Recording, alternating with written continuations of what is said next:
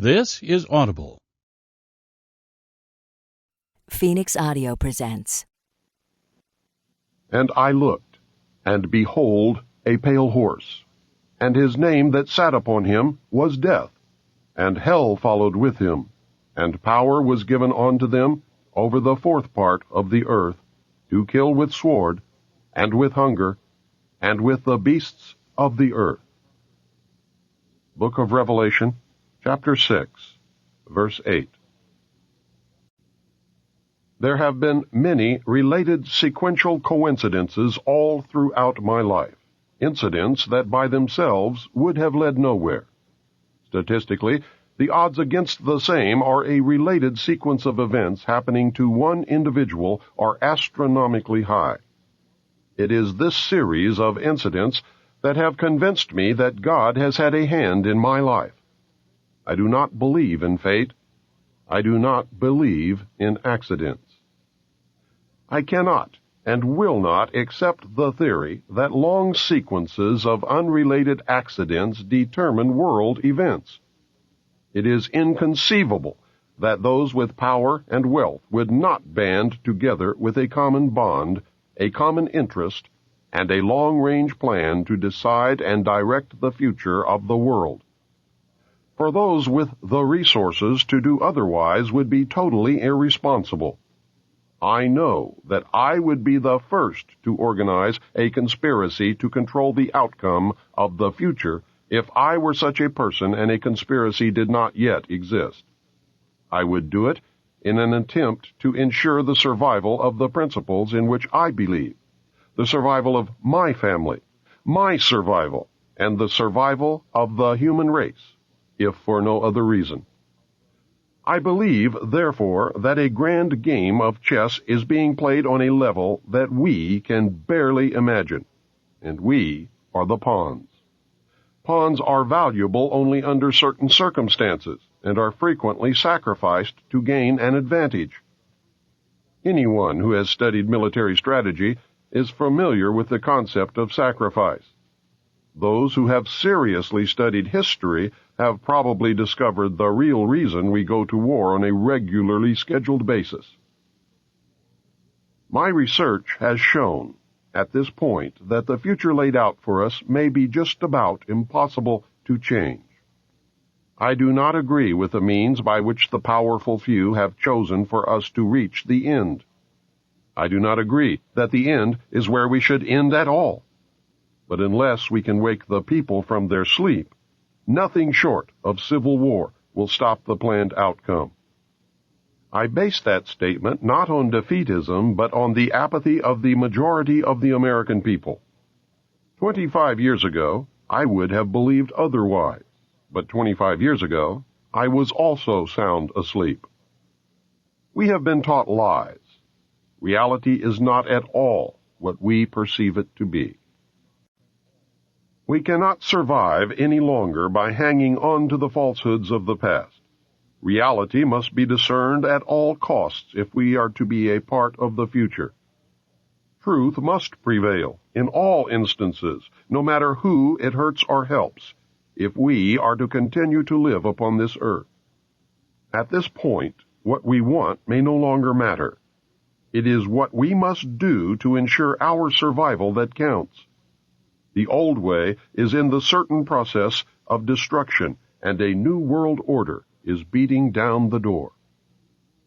I fear for the little ones, the innocents, who are already paying for our mistakes. There exists a great army of occupationally orphaned children. They are attending government-controlled daycare centers. There are latchkey kids who are running wild in the streets, and the lopsided, emotionally wounded children of single welfare mothers, born only for the sake of more money in the monthly check. Open your eyes and look at them, for they are the future. In them I see the sure and certain destruction of this once proud nation. In their vacant eyes, I see the death of freedom. They carry with them a great emptiness, and someone will surely pay a great price for their suffering. If we do not act in concert with each other and ensure that the future becomes what we need it to be, then we will surely deserve whatever fate awaits us. I believe with all my heart that God put me in places and in positions throughout my life so that I would be able to deliver this warning to His people. I pray that I have been worthy and that I have done my job.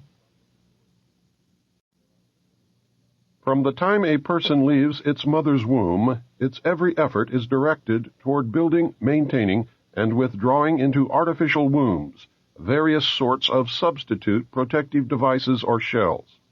The objective of these artificial wombs is to provide a stable environment for both stable and unstable activity, to provide a shelter for the evolutionary processes of growth and maturity, in effect, survival, to provide security for freedom, and to provide defensive protection for offensive activity.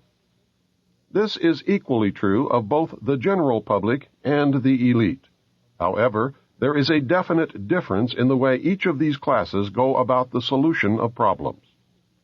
The primary reason why the individual citizens of a country create a political structure is a subconscious wish or desire to perpetuate their own dependency relationship of childhood.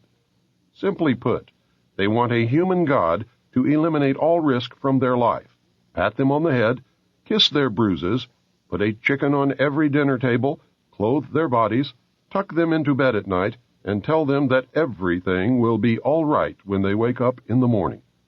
This public demand is incredible, so the human God, the politician, meets incredibility with incredibility by promising the world and delivering nothing. So who is the bigger liar, the public or the Godfather? This public behavior is surrender born of fear, laziness, and expediency.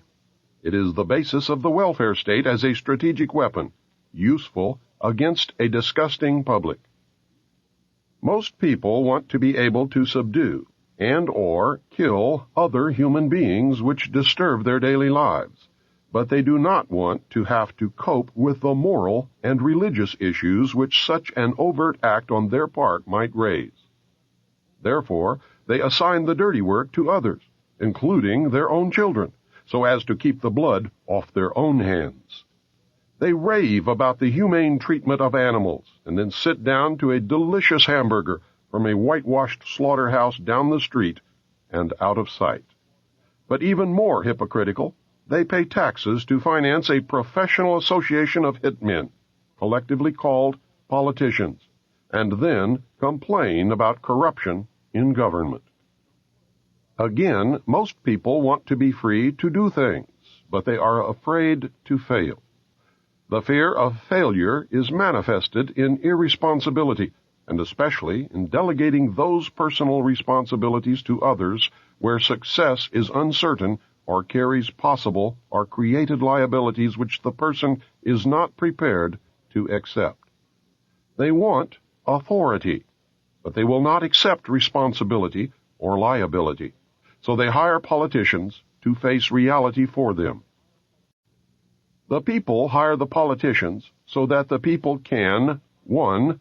Obtain security without managing it. 2. Obtain action without thinking about it. 3. Inflict theft, injury, and death upon others without having to contemplate either life or death. 4. Avoid responsibility for their own intentions. 5. Obtain the benefits of reality and science without exerting themselves in the discipline of facing or learning either of these things. They give the politicians the power to create and manage a war machine to, 1. Provide for the survival of the nation womb. 2. Prevent encroachment of anything upon the nation womb. 3. Destroy the enemy who threatens the nation womb. 4. Destroy those citizens of their own country who do not conform for the sake of stability of the nation womb.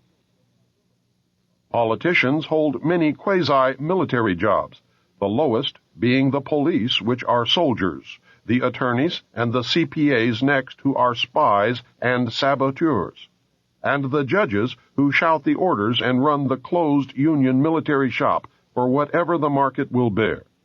The generals are industrialists. The presidential level of commander-in-chief is shared by the international bankers.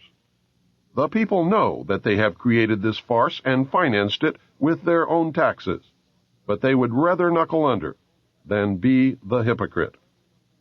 Thus, a nation becomes divided into two very distinct parts, a docile subnation and a political subnation.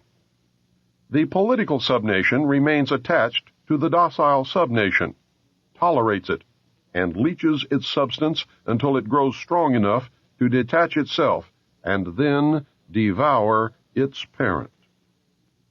Human beings are machines, levers which may be grasped and turned, and there is little real difference between automating a society and automating a shoe factory. Factor 1. As in every social system approach, stability is achieved only by understanding and accounting for human nature. A failure to do so can be, and usually is, disastrous. As in other human social schemes, one form or another of intimidation, or incentive, is essential to the success of the draft. Physical principles of action and reaction must be applied to both internal and external subsystems. To secure the draft, individual brainwashing, programming, and both the family unit and the peer group must be engaged and brought under control. Factor 2. Father.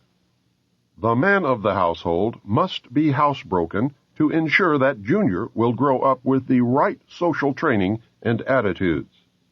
The advertising media, etc., are engaged to see to it that father-to-be is compliant before or by the time he is married. He is taught that he either conforms to the social notch cut out for him, or his sex life will be hobbled, and his tender companionship will be zero. He is made to see that women demand security more than logical, principled, or honorable behavior. By the time his son must go to war, father, with jelly for a backbone, will slam a gun into Junior's hand before father will risk the censure of his peers or make a hypocrite of himself by crossing the investment he has in his own personal opinion or self-esteem. Junior will go to war, or father will be embarrassed.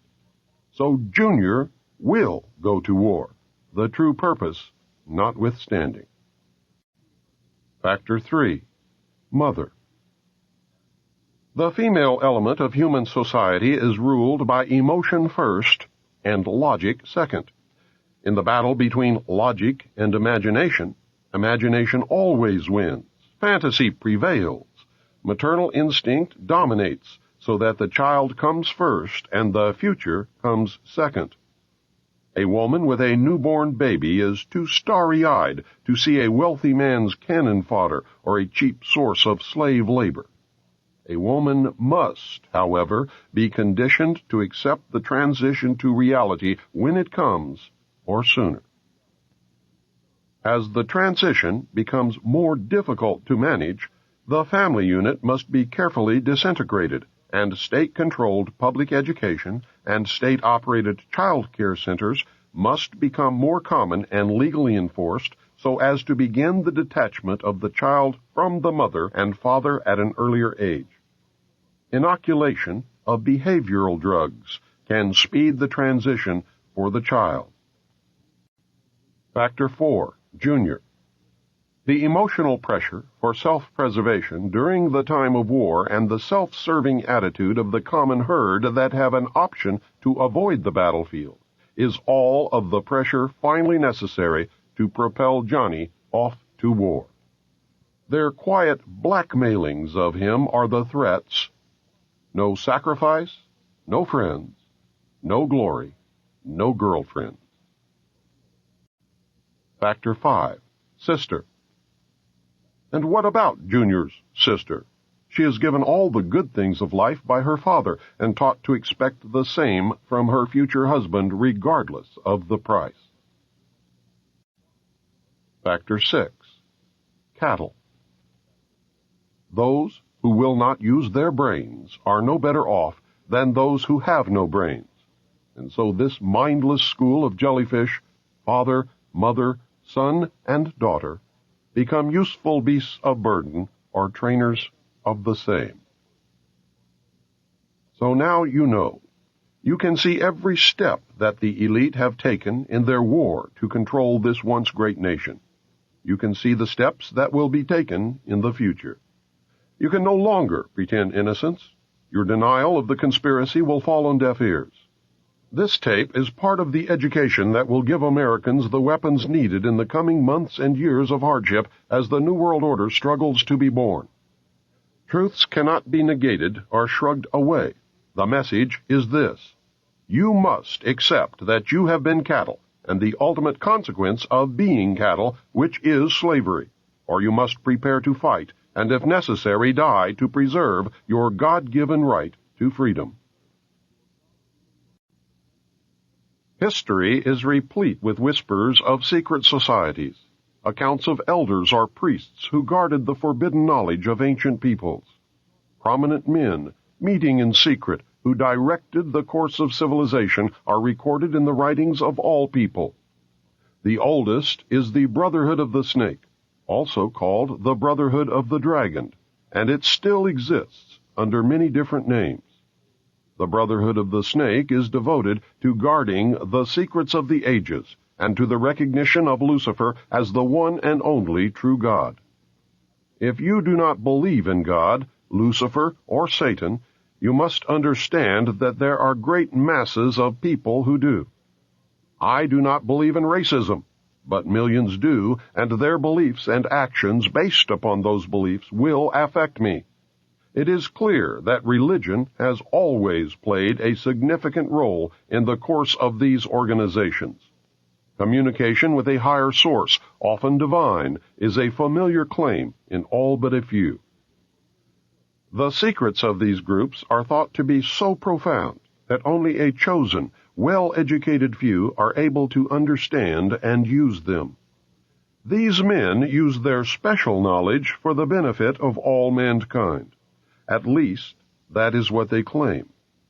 But how are we to know, since their knowledge and actions have been secret? Fortunately, some of it has become public knowledge.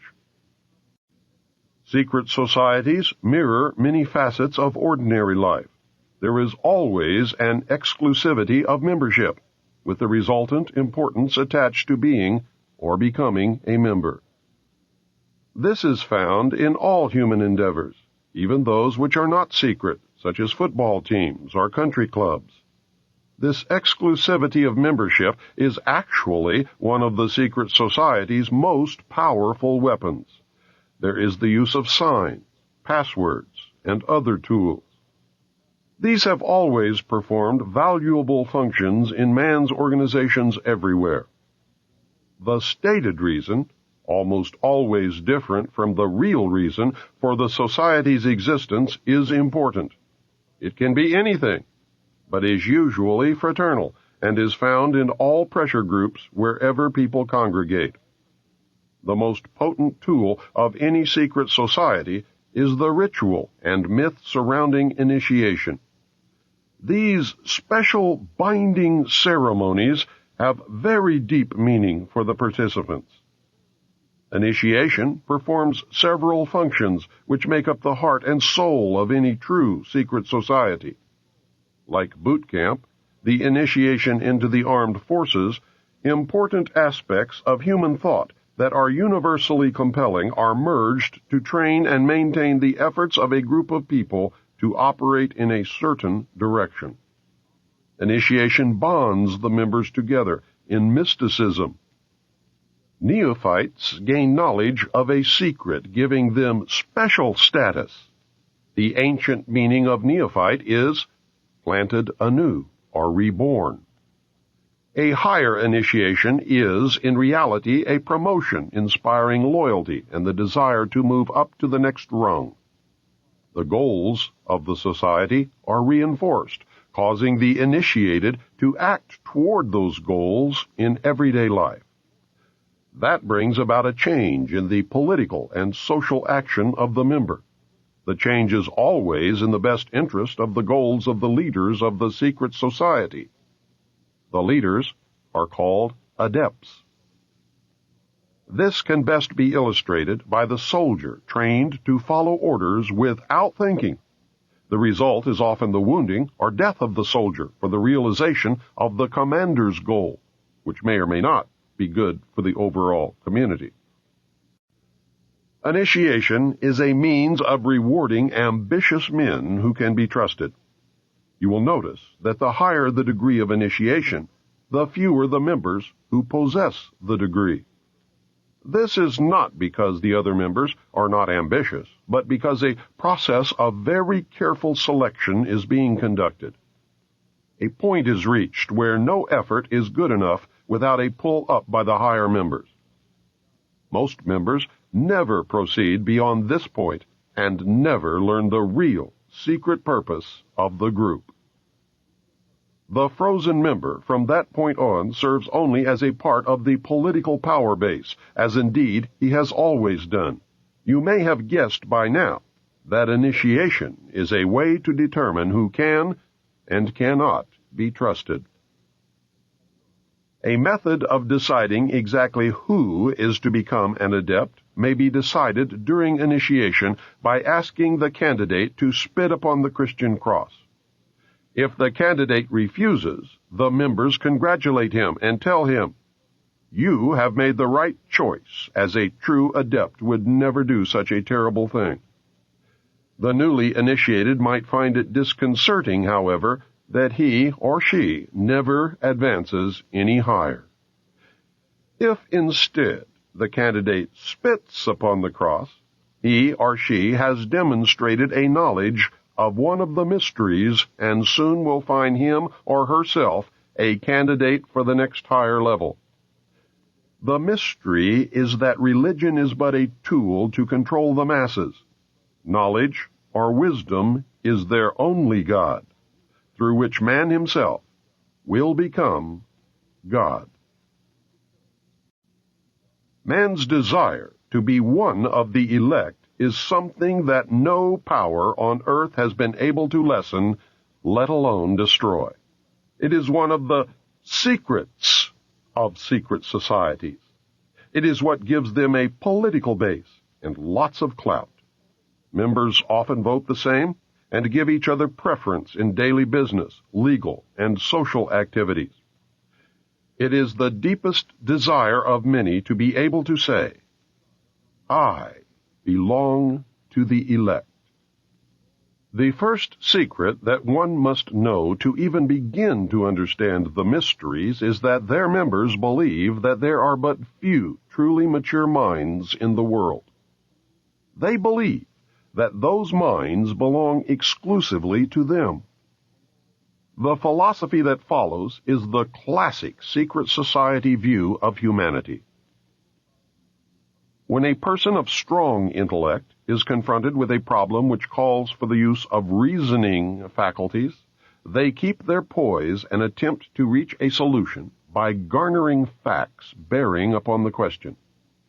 On the other hand, those who are immature when confronted by the same problem are overwhelmed. While the former may be said to be qualified to solve the mystery of their own destiny, the latter must be led like a bunch of animals and taught in the simplest language. Like sheep, they are totally dependent upon the shepherd. The able intellect is taught the mysteries and the esoteric spiritual truths. The masses are taught the literal, exoteric interpretations. While the masses worship the five senses, the select few observe, recognizing in the gulf between them the symbolic concretions of great abstract truths. The elect are given knowledge of the mysteries and are illumined, and are thus known as the Illuminati, or the illuminated ones, the guardians of the secrets of the ages. Three early secret societies that can be directly connected to a modern descendant are the cults of Roshaniya, Mithras, and their counterpart, the Builders. They have many things in common with the Freemasons of today, as well as with many other branches of the Illuminati. For instance, common to the Brotherhood are the symbolic rebirth into a new life without going through the portal of death during initiation, reference to the lion, and the grip of the lion's paw in the Master Mason's degree. The 3 degrees, which is the same as the ancient Masonic rites before the many other degrees were added, the ladder of 7 rungs, men only, and the all-seeing eye. Of special interest is the powerful society in Afghanistan in ancient times called the Roshaniya, Illuminated Ones. There are actually references to this mystical cult going back through history to the House of Wisdom at Cairo. The major tenets of this cult were the abolition of private property, the elimination of religion, the elimination of nation-states, the belief that illumination emanated from the Supreme Being who desired a class of perfect men and women to carry out the organization and direction of the world. Belief in a plan to reshape the social system of the world by first taking control of individual countries one by one, and the belief that after reaching the 4th degree, one could communicate directly with the unknown supervisors who had imparted knowledge to initiates throughout the ages. Wise men will again recognize the Brotherhood. Can you hear the echo of the Nazi Party, the Communist Party, the extreme right and the extreme left? The important fact to remember is that the leaders of both the right and the left are a small hardcore of men who have been and still are Illuminists or members of the Brotherhood. They may have been or may be members of the Christian or Jewish religions, but that is only to further their own ends. They are, and always have been, Luciferian and internationalist. They give allegiance to no particular nation, although they have used, on occasion, nationalism to further their causes. Their only concern is to gain greater economic and political power. The ultimate objective of the leaders of both groups is identical. They are determined to win for themselves undisputed control of the wealth, natural resources, and manpower of the entire planet. They intend to turn the world into their conception of a Luciferian totalitarian socialist state. In the process, they will eliminate all Christians, Jews, and atheists. You have just learned one, but only one, of the great mysteries.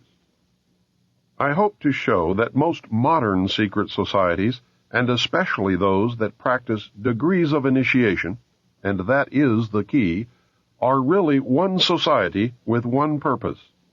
You may call them whatever you wish: the Order of the Quest, the Jason Society, the Roshaniya, the Kabbalah, the Knights Templar, the Knights of Malta, the Knights of Columbus, the Jesuits, the Masons, the ancient and mystical order of Rosicruci, the Illuminati, the Nazi Party, the Communist Party, the executive members of the Council on Foreign Relations, the Group, the Brotherhood of the Dragon, the Rosicrucians, the Royal Institute of International Affairs, the Trilateral Commission, the Bilderberg Group, the Open Friendly Secret Society of the Vatican, the Russell Trust, the Skull and Bones, the Scroll and Key, the Order. They are all the same, and all work toward the same ultimate goal: a new world order. Many of them, however, disagree on exactly who will rule this new world order, and that is what causes them to sometimes pull in opposite directions while nevertheless proceeding toward the same goal. The Trilateral Commission is an elite group of some 300 very prominent business, political, and intellectual decision-makers of Western Europe, North America, and Japan. This enterprise is a private agency that works to build up political and economic cooperation among the three regions. Its grand design, which it no longer hides, is a new world order. A key to the danger presented by the Trilateral Commission is its seminal piece, written for them by Harvard professor Samuel P. Huntington in the mid-'70s. In the paper, Professor Huntington recommended that democracy and economic development be discarded as outdated ideas. He wrote the following as co-author of the book Crises in Democracy. We have come to recognize that there are potential desirable limits to economic growth. There are also potentially desirable limits to the indefinite extension of political democracy.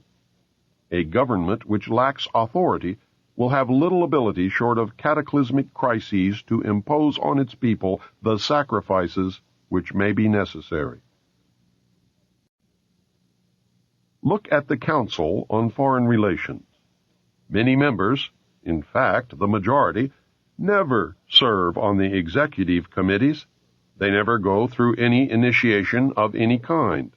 They are, in fact, the power base and are used to gain a consensus of opinion. The majority are not really members, but are made to feel as if they are. In reality, they are being used and are unwilling or unable to understand. The Executive Committee is an inner core of intimate associates, members of a secret society called the Order of the Quest, also known as the Jason Society, devoted to a common purpose. The members are an outer circle on whom the inner core acts by personal persuasion, patronage, and social pressure. That is how they bought Henry Kissinger. Rockefeller gave Kissinger a grant of $50,000 in the early 50s, a fortune in those days, and made dear old Henry a member of the CFR. Anyone in the outer circle who does not toe the mark is summarily expelled, and the lesson is not lost on those who remain. Do you remember the human desire to be a member of the elect? That is the principle at work. The Council on Foreign Relations has been the foremost flank of America's foreign policy establishment for more than half a century. The Council on Foreign Relations is a private organization of business executives, scholars, and political leaders that studies global problems and plays a key role in developing United States foreign policy. The CFR is one of the most powerful semi-official groups concerned with America's role in international affairs. It is controlled by an elect group of men recruited from the Skull and Bones and the Scroll and Key societies of Harvard and Yale, which are both chapters of a secret branch of the Illuminati known as Chapter 322 of the Order. The members of the Order make up the Executive Committee of the Council on Foreign Relations after undergoing initiation into the Order of the Quest, also known as the Jason Society. The Council on Foreign Relations is an offshoot sister organization to the British Royal Institute of International Affairs. Their goal is a new world order. Although it existed as a dinner club in New York, it did not take on its present power until 1921, when it merged with the Royal Institute of International Affairs and received its financial base from J.P. Morgan, the Carnegie Endowment, the Rockefeller family, and other Wall Street banking interests. The Council on Foreign Relations controls our government. Through the years, its members have infiltrated the entire executive branch, State Department, Justice Department, Central Intelligence Agency, and the top ranks of the military. Every director of the Central Intelligence Agency has been a member of the CFR. Most presidents since Roosevelt have been members. The members of the CFR dominate ownership of the press, and most, if not all, of America's top journalists are members. The CFR does not conform to government policy. The government conforms to CFR policy. I read top-secret documents while with Naval Intelligence that stated that President Eisenhower had appointed 6 of the executive committee members of the CFR to sit on the panel called Majesty 12, also known as Majority 12 for security reasons. Majesty 12 is the secret group that is supposed to control extraterrestrial information and projects.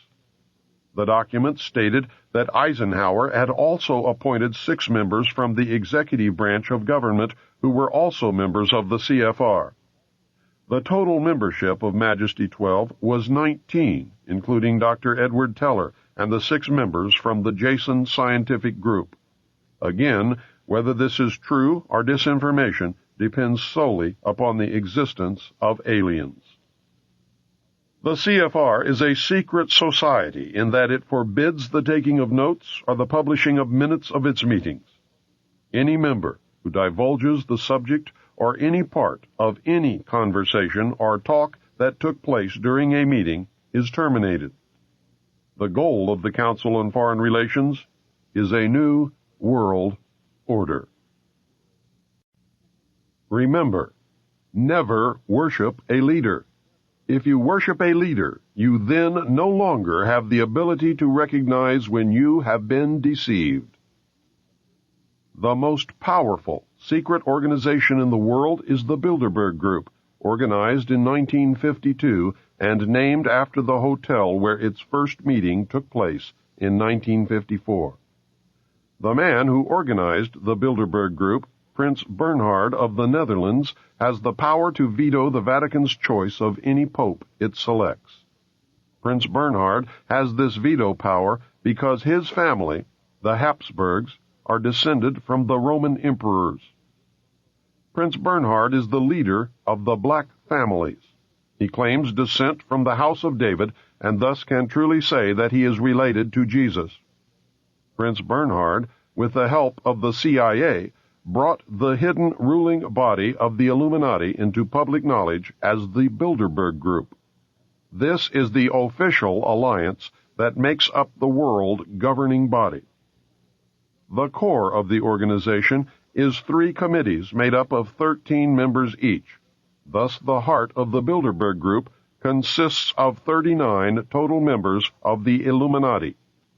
The 3 committees are made up exclusively of members of all the different secret groups that make up the Illuminati, the Freemasons, the Vatican, and the black nobility. This committee works year-round in offices in Switzerland. It determines who is invited to the annual meeting and what policies and plans will be discussed. Every proposal or plan that has ever been discussed at an annual meeting of the Bilderberg Group has come to pass usually within 1 or 2 years following the meeting. The Bilderberg Group is directing the quiet war that is being waged against us. How can they do it? These are the men who really rule the world. Manly P. Hall, 33rd degree Mason, probably the most renowned expert on these subjects, wrote in his book, The Secret Destiny of America. For more than 3,000 years, secret societies have labored to create the background of knowledge necessary to the establishment of an enlightened democracy among the nations of the world. All have continued, and they still exist, as the Order of the Quest. Men bound by a secret oath to labor in the cause of world democracy decided that in the American colonies they would plan the roots of a new way of life. The Order of the Quest was set up in America before the middle of the 17th century. Franklin spoke for the Order of the Quest, and most of the men who worked with him in the early days of the American Republic were also members. Not only were many of the founders of the United States government Masons, but they received aid from a secret and august body existing in Europe, which helped them to establish this country for a particular purpose known only to the initiated few. The members of the Bilderberg Group are the most powerful financiers, industrialists, statesmen, and intellectuals who get together each year for a private conference on world affairs. The meetings provide an informal, off-the-record opportunity for international leaders to mingle and are notorious for the cloak of secrecy they are held under.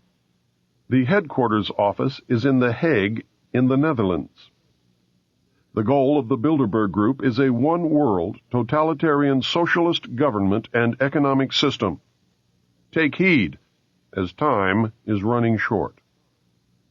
You must understand that secrecy is wrong.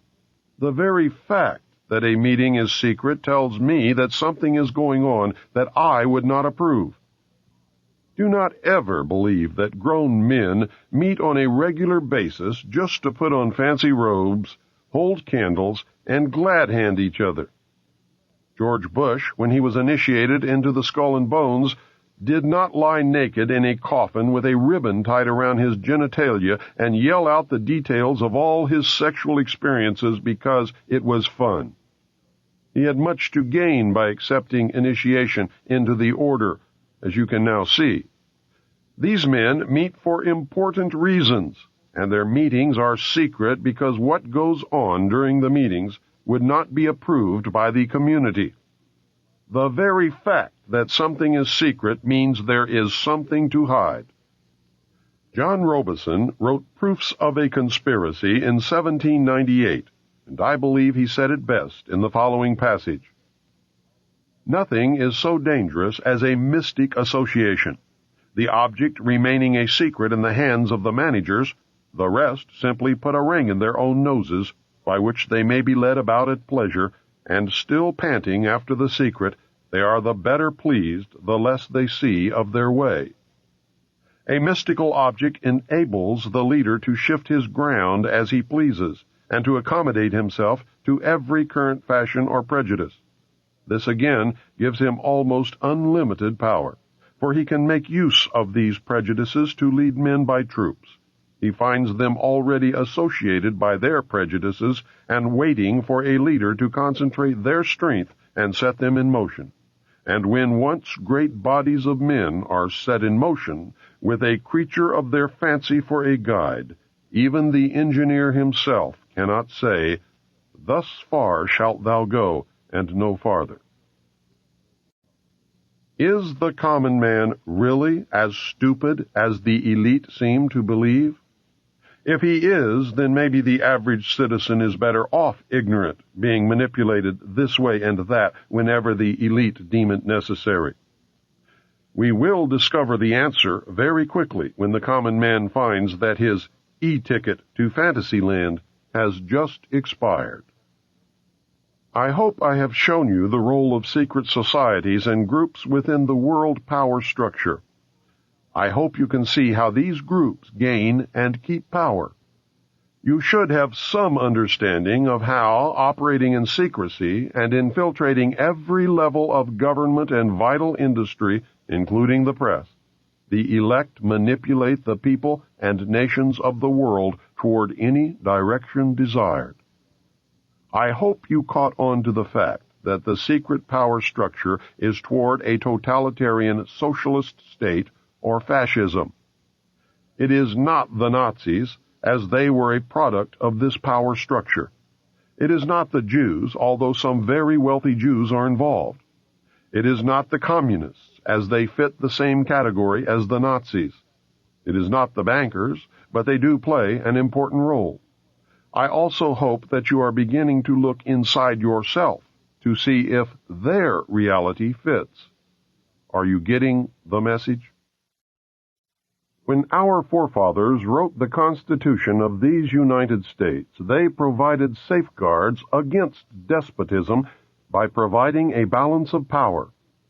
The Constitution was set up to provide clear divisions of legislative, judicial, and executive powers. It was believed that this system would ensure that if one branch got out of hand, the other two would act to keep the one in check. This balance of power was predicated upon the assumption that none of the three branches could or would infringe upon the power of the others. The Constitution is clear on the functions of each of the branches. The legislative will make the laws. The judicial will interpret the law. The executive will decide policy and enforce the law. This, of course, is the simplest of explanations, but this is not a textbook on government. My intent is to acquaint you with simple basics of the balance of power so that you can then understand how it has been subverted. The legislature, made up of Congress in the form of the House and Senate, is required to publish the laws that are made, and this is done in the Congressional Record and the Federal Register. Pending or passed legislation can be obtained by citizens through their congressmen or from the government printing office. Citizens cannot be held responsible for the law if it is not made available to them. It is paradoxical that the government body most representative of the American citizen is the one that has been the most easily subverted. Through political action committees, payoffs, pork barrel politics, professional politicians, congressmen who are members of secret societies, and through greed and fear, our representatives and senators quit representing us long ago. Congress has tremendous powers, but fails in most cases to exercise even a token amount. How is it that our legislature has allowed and at times encouraged the executive branch to write law? You probably did not know that the President and others in the executive branch of the government can and do write law. This is done in the form of presidential executive orders, National Security Council memos, National Security Decision directives, and National Security directives. NSC memos were broad policy papers in the days after passage of the National Security Act. NSC memos became narrower and more specific over the years, and the name has varied. Under Kennedy, they were called National Security Action Memorandums. President Bush changed the name to National Security Directives. There is a tremendous difference between presidential executive orders, NSC memos, and National Security Decision directives. Presidential executive orders are listed in the Federal Register, or presidential findings which are made known to the House and Senate Intelligence Committees. The most important difference between the presidential executive orders and all of the others, no matter what they are called, is that the others do not have to be reported, reviewed, made available to anyone, or even acknowledged that they exist. There is no oversight whatsoever that could maintain a check on the legality of these national security directives. The President and others within the executive branch have used these super-secret directives to skirt the balance of power and write law without anyone's knowledge. Justification of the President's power to write law through executive orders stems from the failure of the government to rescind the declaration of martial law during the Civil War. In effect, the United States has been under martial law ever since Lincoln's administration. These NSDs are powerful, hidden, and dangerous tools. They were prolific during the Reagan administration. Over 300 were written, with no more than 50 ever leaking out to undergo public scrutiny. Yet, most Americans have never heard of these subversive weapons. They are being used to destroy our Constitution. I believe that everyone should know about this corruption of government. Congress has turned a blind eye to these abuses of executive power. At 3:30 a.m., Saturday, August 4, 1990, the Senate made it even easier for the executive branch to subvert the Constitution and may have made George Bush the first American king. At that time, on that day, a minority of United States senators, maybe 10 at the most, passed Senate Intelligence Authorization Act for fiscal year 1991. The bill was fraudulently introduced as a reform to prevent future incidents of the abuses brought to light during the Iran-Contra scandal. Instead of preventing future abuses, however, it virtually authorizes essentially every abuse. The bill was carefully brought to a vote by Senator Sam Nunn in the dead of night when the opposition was gone. It effectively transfers most authority over the United States government directly into the hands of the President and thus directly into the hands of the secret government. The President was given the power to initiate war, appropriate public funds, define foreign policy goals, and decide what is important to our national security. In Oversight of Intelligence Activities, Title VII, Senate Bill 2834 authorizes the following. Gives the President power to initiate covert actions. This has never before been given to the President. Prevents Congress from stopping the President's initiation of covert actions.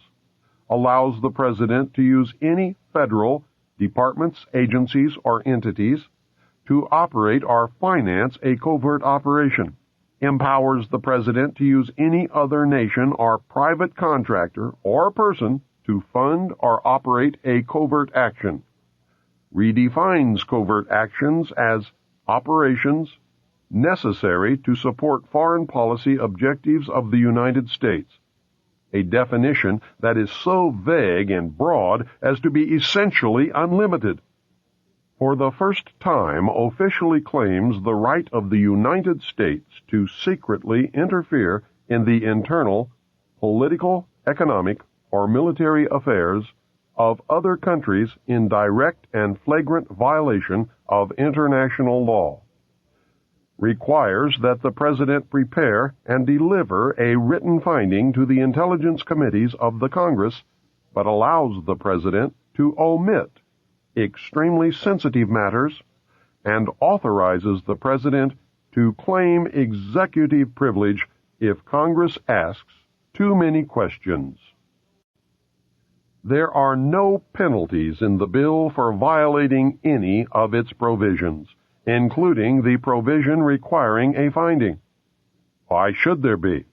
This bill has literally handed the power of all the branches of government to the President on a silver platter.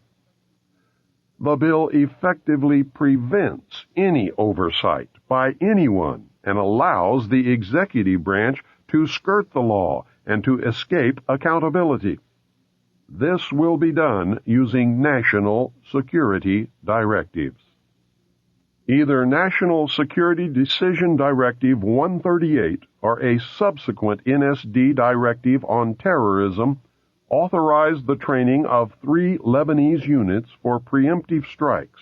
When problems arose, Director of Central Intelligence William Casey took that operation off the books and enlisted Saudi Arabian help in an attempt to assassinate the head of Hezbollah. A resulting car bombing killed about 80 in Beirut. Sheikh Fadlallah, the target, was unhurt.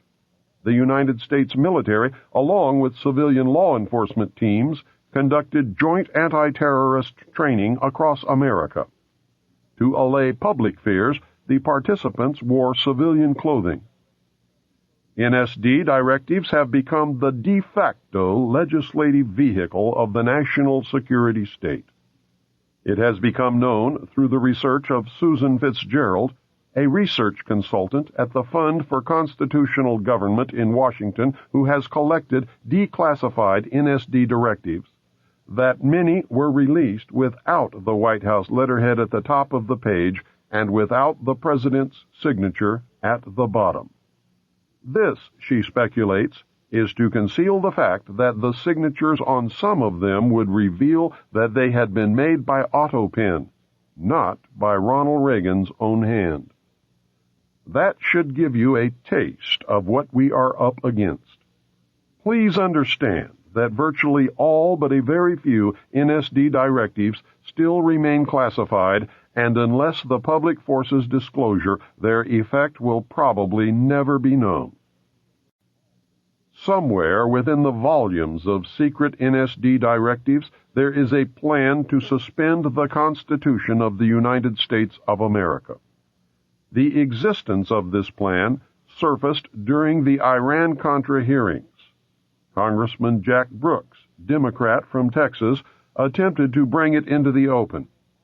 When he asked Colonel Oliver North directly if North had ever helped draft a plan to suspend the Constitution, Brooks was silenced by the committee chairman, Senator Daniel K. Inouye, Democrat from Hawaii.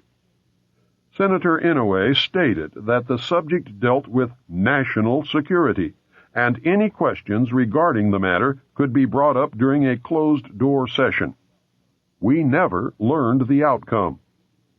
I would like to know who gave anyone, in any branch of government, with any title, the right to suspend the Constitution at any time, for any reason, under any conditions. I believe the plan to suspend the Constitution is directly tied to the underground facility called Mount Weather and to the Federal Emergency Management Agency known as FEMA. Mount Weather is so shrouded in secrecy that 99.9% of Americans have never heard of it. FEMA, however, is another story. Remember Hurricane Hugo? Remember the federal agency FEMA that was sent to handle the emergency and was thrown out by the citizens because of gross incompetence? FEMA was incompetent because emergency management is just a guise for its real purpose, which is to take over local, state, and federal government in case of a national emergency.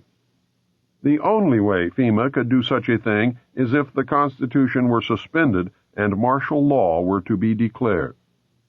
Therefore, its very existence is proof positive that a plan to suspend the Constitution does, in fact, exist. Just outside of a sleepy little town called Bluemont, Virginia, about 46 miles west of Washington, D.C., is an area of wilderness covering what has been called the toughest granite rock in the eastern United States. The area is surrounded by signs marked Restricted Area, and this installation has been declared a restricted area. Unauthorized entry is prohibited. Other signs state, all persons and vehicles entering hereon are liable to search.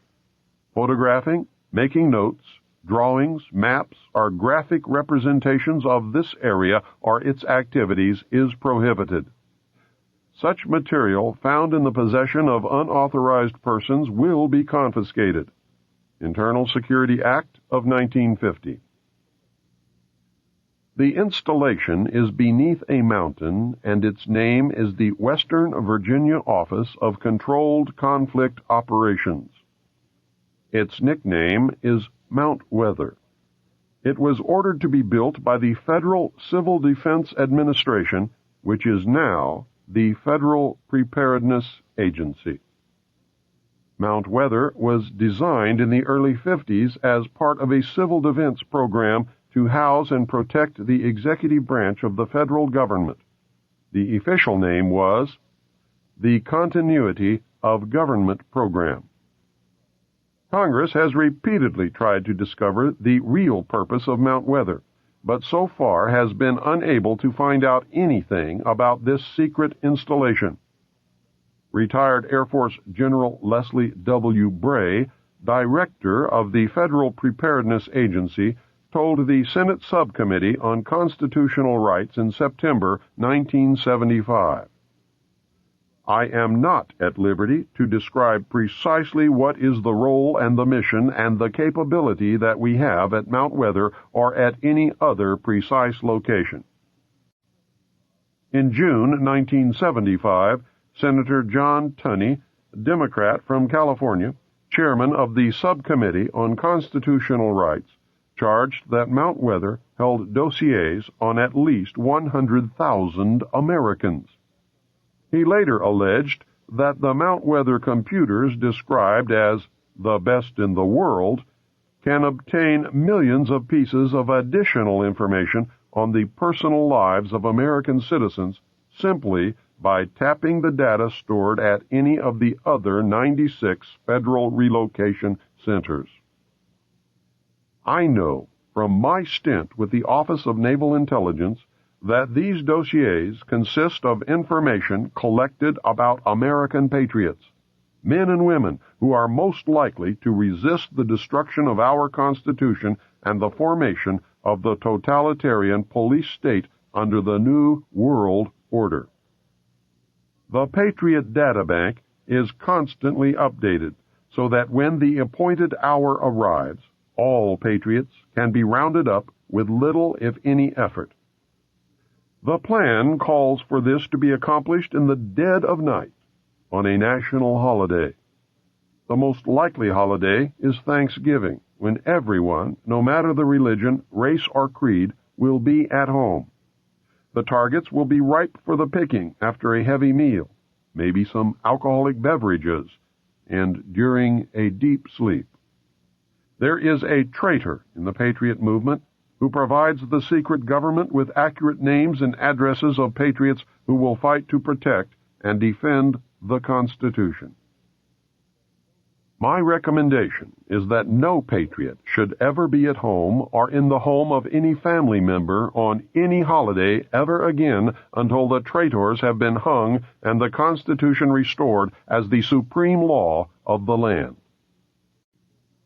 Some sources state that Mount Weather is virtually an underground city, complete with dormitories, private apartments, streets, sidewalks, cafeterias, hospitals, water purification systems, power plant, office buildings, a lake fed by fresh water from underground springs, a mass transit system, and many other astounding things. Several disturbing facts emerge when one researches Mount Weather. One is the conclusion that a complete parallel government exists at the site. 9 federal departments exist there: agriculture, commerce, health, education, and welfare, housing and urban development, interior, labor, state, transportation, and the Treasury. Apparently, at least 5 federal agencies are also in residence: Federal Communications Commission, Selective Service, Federal Power Commission, the Civil Service Commission, and the Veterans Administration. 2 privately owned corporations have offices at Mount Weather: the Federal Reserve and the United States Post Office. There is also an office of the Presidency. What makes all this upsetting is that there is a president and a complete set of cabinet officers in residence at Mount Weather. Who are they, and who appointed them? Where is such a thing provided for in the Constitution of the United States of America? Mount Weather is the operational center, the hub of over 96 other underground federal relocation centers scattered across the United States. The majority of these appear to be concentrated in Pennsylvania, Virginia, West Virginia, Maryland, and North Carolina. Each of these facilities contains computer databanks holding information, not on enemy agents, Soviet diplomats, or suspected terrorists, but on American citizens, patriots. A list of other files kept at the facilities was furnished to the Subcommittee on Constitutional Rights in 1975. The list included military installations, government facilities, communications, transportation, energy and power, agriculture, manufacturing, wholesale and retail services, manpower, financial, medical and educational institutions, sanitary facilities, population, housing, shelter, and stockpiles. The committee concluded that these databases operate with few, if any, safeguards or guidelines. Senator James Borzek, Democrat from South Dakota, a member of the subcommittee, said, "I feel the entire operation has eluded the supervision of either Congress or the courts." Chairman Tunney said, "Mount Weather is out of control." Nothing was done by Congress to rectify the situation, however, and Mount Weather remains out of control. Former high-level officials from Mount Weather agree that the base at Mount Weather is much more than any standby government facility or storage center for the preservation of records. They describe it as an actual government in waiting. We do not merely store essential information. The facility attempts to duplicate the vital functions of the executive branch of the administration. As stated previously, according to my research, this includes a president and all cabinet members actually in residence. Protocol even demands that subordinates address them as Mr. President or Mr. Secretary. Most of these mysterious appointees have held their positions through several administrations. "We just act on the orders of the President in national emergencies," said one former Mount Weather official. The Federal Preparedness Administration, known as FPA, in its 1974 annual report stated that studies conducted at Mount Weather involve the control and management of domestic political unrest where there are material shortages such as food riots, or in strike situations where the FPA determines that there are industrial disruptions and other domestic resource crises. The report states that the bureaucracy at Mount Weather invokes what it calls civil crises management. Officials who were at Mount Weather and who have furnished us with data say that during the 1960s, the complex was actually prepared to assume certain governmental powers at the time of the 1961 Cuban Missile Crisis and the assassination of President Kennedy in 1963. The source said that the installation used the tools of its civil crises management program on a standby basis during the 1967 and 1968 urban riots and during a number of national anti-war demonstrations against the administration by the American people. Daniel J. Cronin, who was the assistant director for the FPA, outlined a massive surveillance and manipulation program that is directed against the American population on a continuing basis. The FPA has organized an impressive armament of resources and equipment. Mr. Cronin described in an interview his agency's attitude toward its wide-ranging surveillance program. "We try to monitor situations," he said, "and get to them before they become emergencies. No expense is spared in the monitoring program." He cited reconnaissance satellites, local and state police intelligence reports, and law enforcement agencies of the federal government as examples of the resources available to the FPA for information gathering. The only document that I was able to find that attempts to outline some of the statutory authority of Mount Weather is Executive Order 11490. It was drafted by General George A. Lincoln, former director for the Office of Emergency Preparedness, which preceded the FPA, and was signed into law by President Nixon in October of 1969. Executive Order 11490 superseded Executive Order 11051, signed on October 2, 1962, by President Kennedy. Kennedy's order used the language, "Whereas national preparedness must be achieved, as may be required to deal with increases in international tension with limited war or with general war, including attack upon the United States."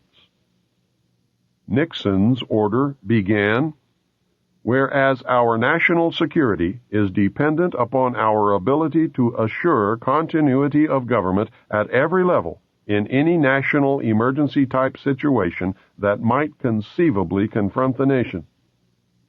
Nixon has deleted any reference to war, imminent attack, and general war from the order and replaced them with the phrase, "during any emergency that might conceivably occur."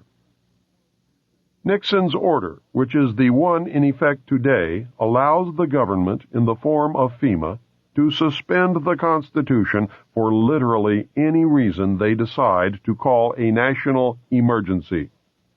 I cannot find a plan or executive order anywhere which outlines any procedure or allowance for the restoration of the Constitution after a national emergency has ended. This leads to the obvious conclusion that no restoration of the Constitution is contemplated or desired by those in power. In 1975, Senator Tunney expressed concern when he said, "We know from what we've heard in the press that 15,000 names were being maintained by the Federal Bureau of Investigation for detention in an emergency. We also know that the Internal Revenue Service had its files on individual taxpayers. We know that the CIA had their Operation Chaos, and that the National Security Agency has the records of conversations that have been intercepted electronically. My question is this: is there anyone like yourself, General Bray, that is in control of the overall access to this data if it is maintained in a relocation site?" And your answer, as I understood it, is no. Then he continued, "General Bray, I must say that I still don't know who's in control of these relocation centers. You say you don't have that knowledge, and still we don't know from the 3 witnesses that we had here today that they had information as to who has control of those centers." "I am not at liberty," Bray answered, "to describe precisely what is the role and the mission and the capability that we have at Mount Weather or at any other precise location. I firmly believe that our continuity of government program has not provided continuity at all, but has been the instrument for discontinuing open and democratic government, and that the very program designed to protect Americans has actually been turned against us." There's a guy by the name of Buster Horton. He's a member of FEMA, and he's a member of the interdepartmental unit which is empowered in the event of a national security emergency to become the unelected national government, a sort of FEMA secret government, so to speak.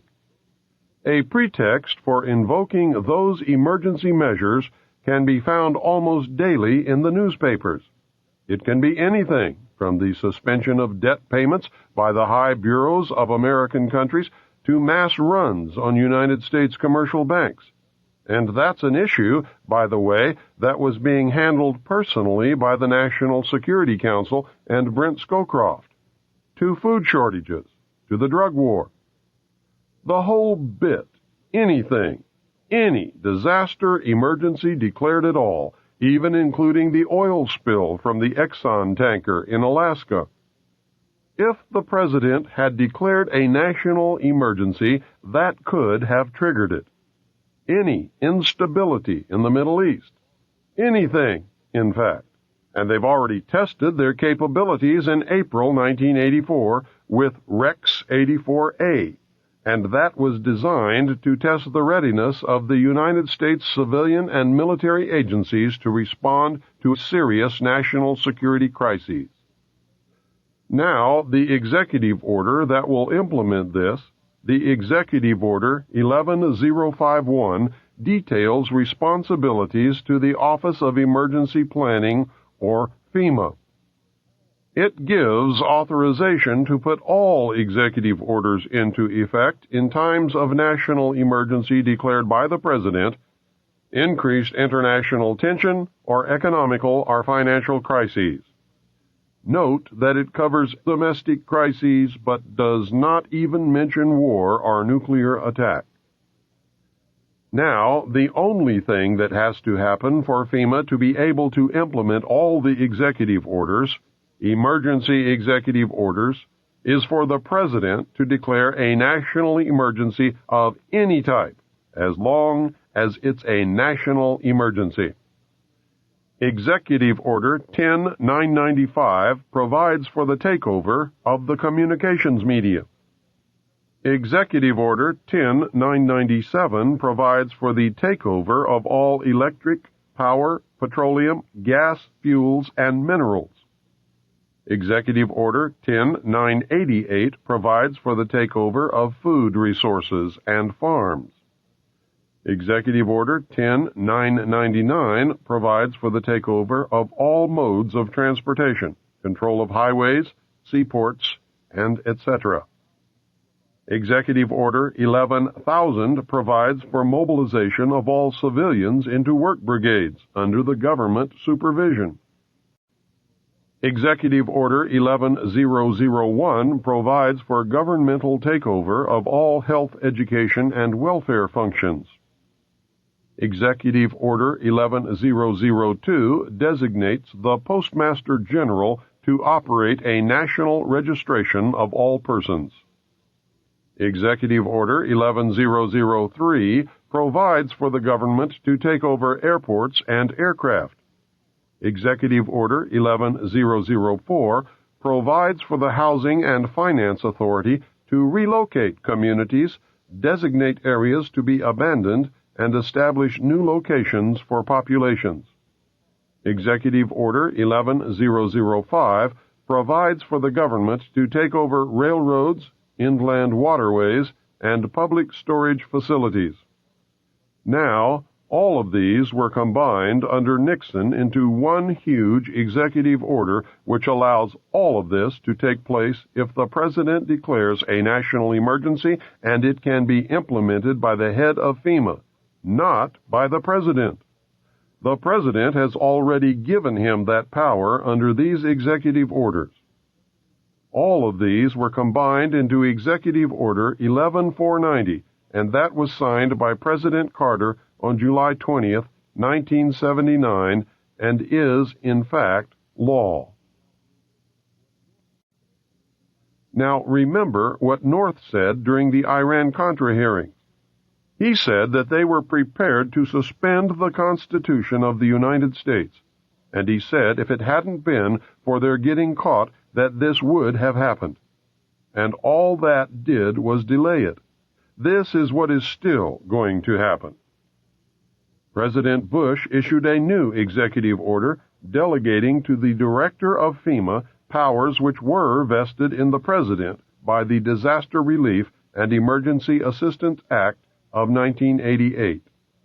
And although the order was described by the White House as simply a technical matter, in reality, the revision delegated to the FEMA director direct responsibility for a large number of items which were earlier only the President's prerogative, and that includes responsibility for general federal assistance, federal emergency assistance, hazard mitigation, individual and family grant programs, and the power to direct other federal agencies to assist in an emergency. And that's the key. All other federal agencies will come under FEMA. Of course, the President retains the power to actually declare an emergency, but as soon as he does that, the implementation of the measures utilized will be transferred directly to the Director of FEMA. Professor Samuel P. Huntington drafted for Jimmy Carter Presidential Memorandum 32, which led to the creation of FEMA in 1979. He wrote the seminal piece for the Trilateral Commission in the mid-1970s, recommending that democracy and economic development be discarded as outdated ideas. He wrote as co-author of the book Crises in Democracy.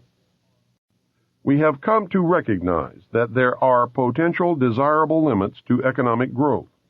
There are also potentially desirable limits to the indefinite extension of political democracy. A government which lacks authority will have little ability short of cataclysmic crises to impose on its people the sacrifices which may be necessary. All of Huntington's ideas were rewritten into National Security Decision Directive 47, and that was enacted by President Reagan on July 22, 1982. It identified important areas to be upgraded, such as the nation's industrial base to maintain the national defense, but it nonetheless, and this is very important, laid the groundwork for the secret government's options to institute a police state, and its title is Emergency Mobilization Preparedness. It ordered preparedness measures that involved the waiving or modification of socio-economic regulations that delay emergency responses and that should receive priority attention. It also specified that preparedness measures that are or may be impeded by legal constraints be identified in the priority task that lays the groundwork for the suspension of the Constitution.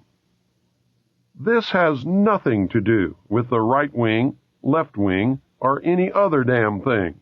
It has to do with the Illuminati taking over this country and joining in the New World Order. I give lectures all over the United States. At some point before, during, or after every lecture, some well-meaning but misguided soul tells me that I have it all wrong, and that it's the Jews, the Catholics, the communists, or the bankers that are the cause of all our ills. The target group is blamed for everything that has ever gone wrong.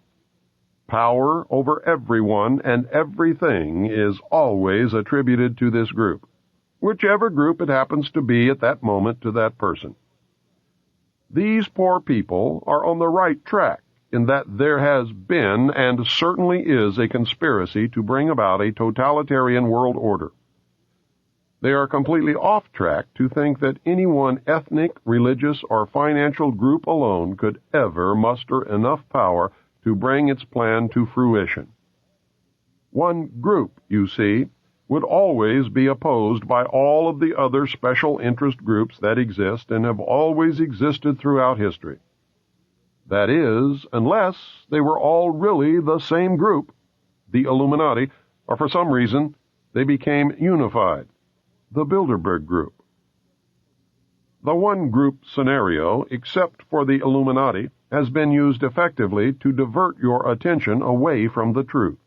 It has caused you to fight each other in a manipulation that always leads the real conspiracy closer to its ultimate goal, a new world order.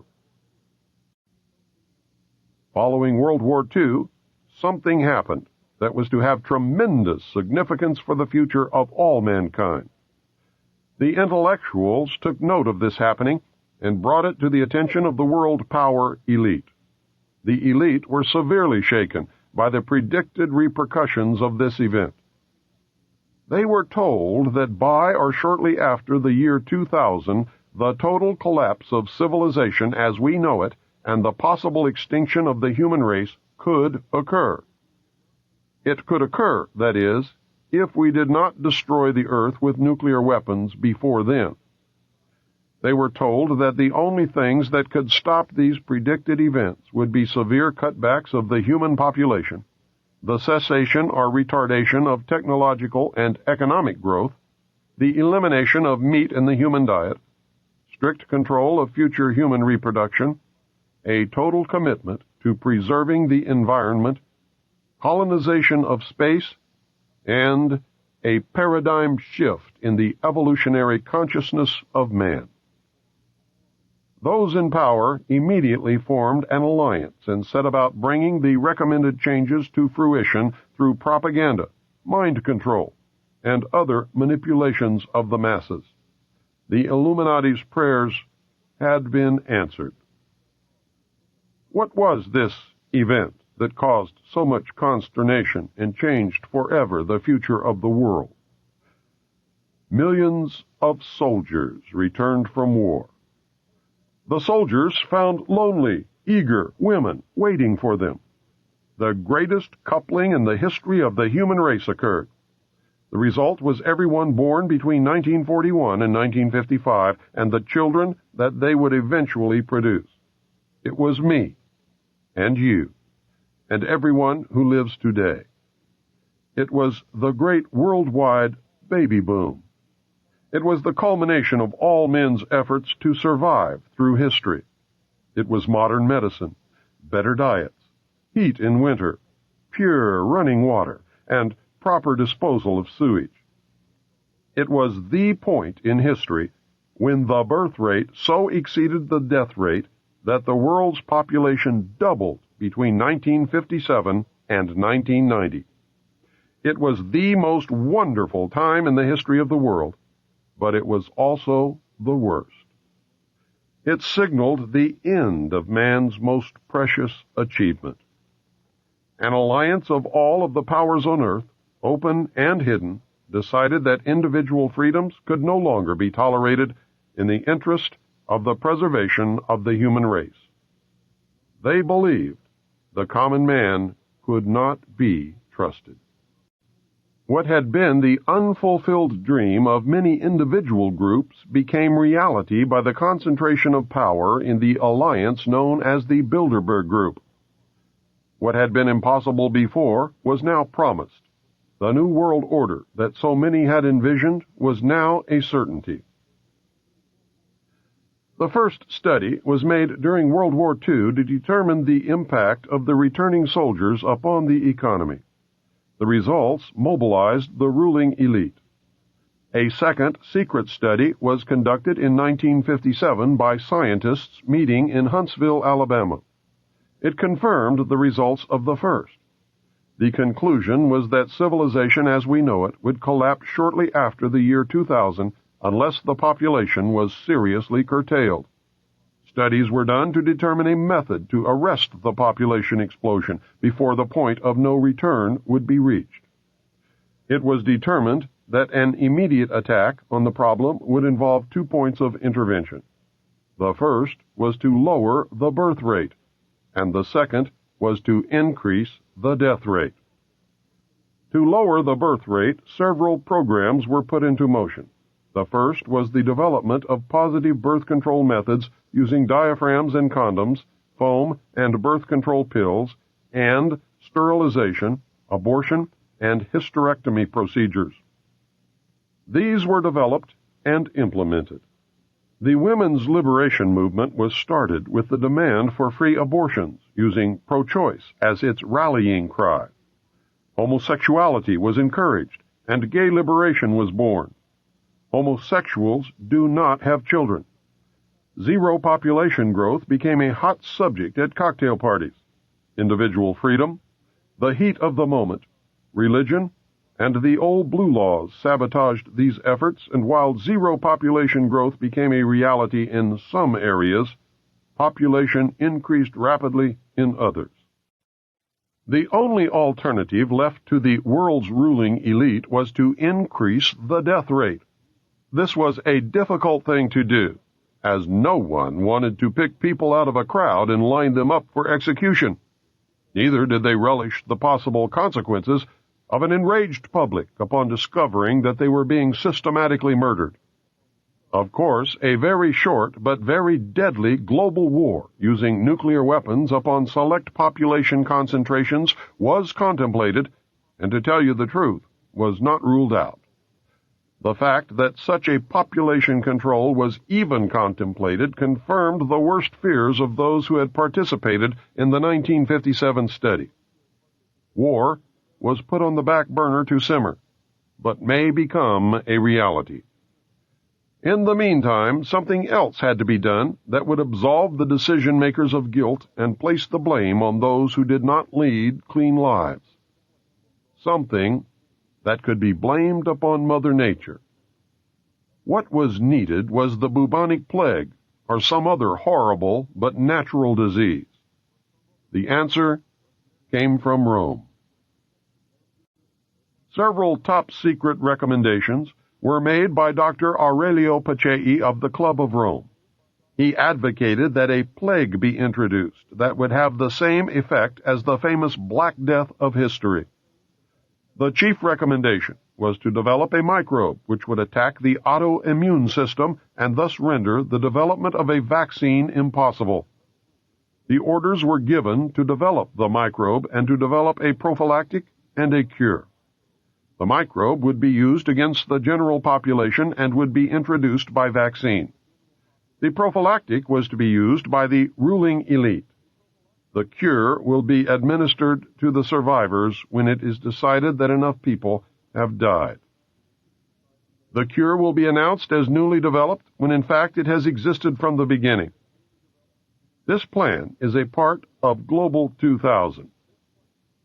Funding was obtained from the United States Congress under House Bill 15090 passed in 1969, where $10 million was given to the Department of Defense's 1970 budget.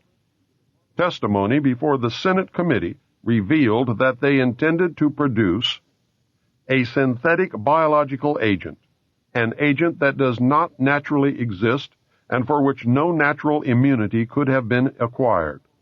Within the next 5 to 10 years, it would probably be possible to make a new infective microorganism which could differ in certain important aspects from any known disease-causing organisms. Most important of these is that it might be refractory to the immunological and therapeutic processes upon which we depend to maintain our relative freedom from infectious disease. Sir Julian Huxley said, "Overpopulation is, in my opinion, the most serious threat to the whole future of our species." The project, called M.K. Naomi, was carried out at Fort Detrick, Maryland.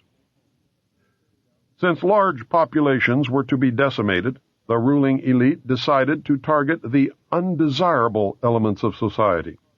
Specifically targeted were the black, Hispanic, and homosexual populations.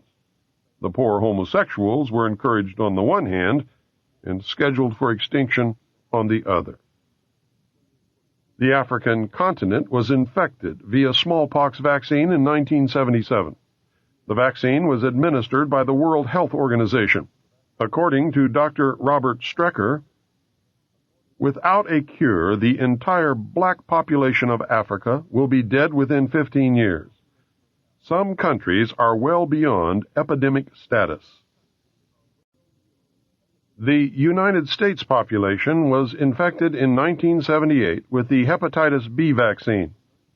Dr. Wolf Zmunis, the ex-roommate of Pope John Paul II, was the mastermind behind the November 78 to October 79 and March 80 to October 81 experimental hepatitis B vaccine trials conducted by the Centers for Disease Control in New York, San Francisco, and 4 other American cities. He loosed the plague of AIDS upon the American people. The gay population was infected. The ads for participants specifically asked for promiscuous homosexual male volunteers. Whatever causes AIDS was in the vaccine. The vaccine was manufactured and bottled in Phoenix, Arizona. Many other population controls have been promulgated. The reduction of the world's population to workable levels has been virtually assured. It is only a matter of time. The problem will be to curtail further human reproduction beyond approved levels. To handle that problem, the New World Order will adopt a communist Chinese model of population control. It is the only population control program that has ever worked. The old and infirm have been periodically murdered, and couples are forbidden to have more than one child. Penalties are so severe that families in China with 2 children are extremely rare. 3 children families are non-existent. A surprising byproduct is that Chinese children as a group are treated better than any other national grouping of children in the world, including the United States. Tobacco fields in the United States have been fertilized with the radioactive tailings from uranium mines, resulting in a tremendous increase in the incidence of lip, mouth, throat, and lung cancer. If you do not believe it, just look at the incidence of lung cancer per capita before 1950 and compare it to the lung cancer per capita at the present time. Are those who smoke committing suicide? Or are they being murdered? We have watched the news in horror as story after story unfolded, revealing that the Army and the Central Intelligence Agency had released germs and viruses into the population to test their biological warfare capability. In light of what you have now learned, you should know that it was really to reduce population.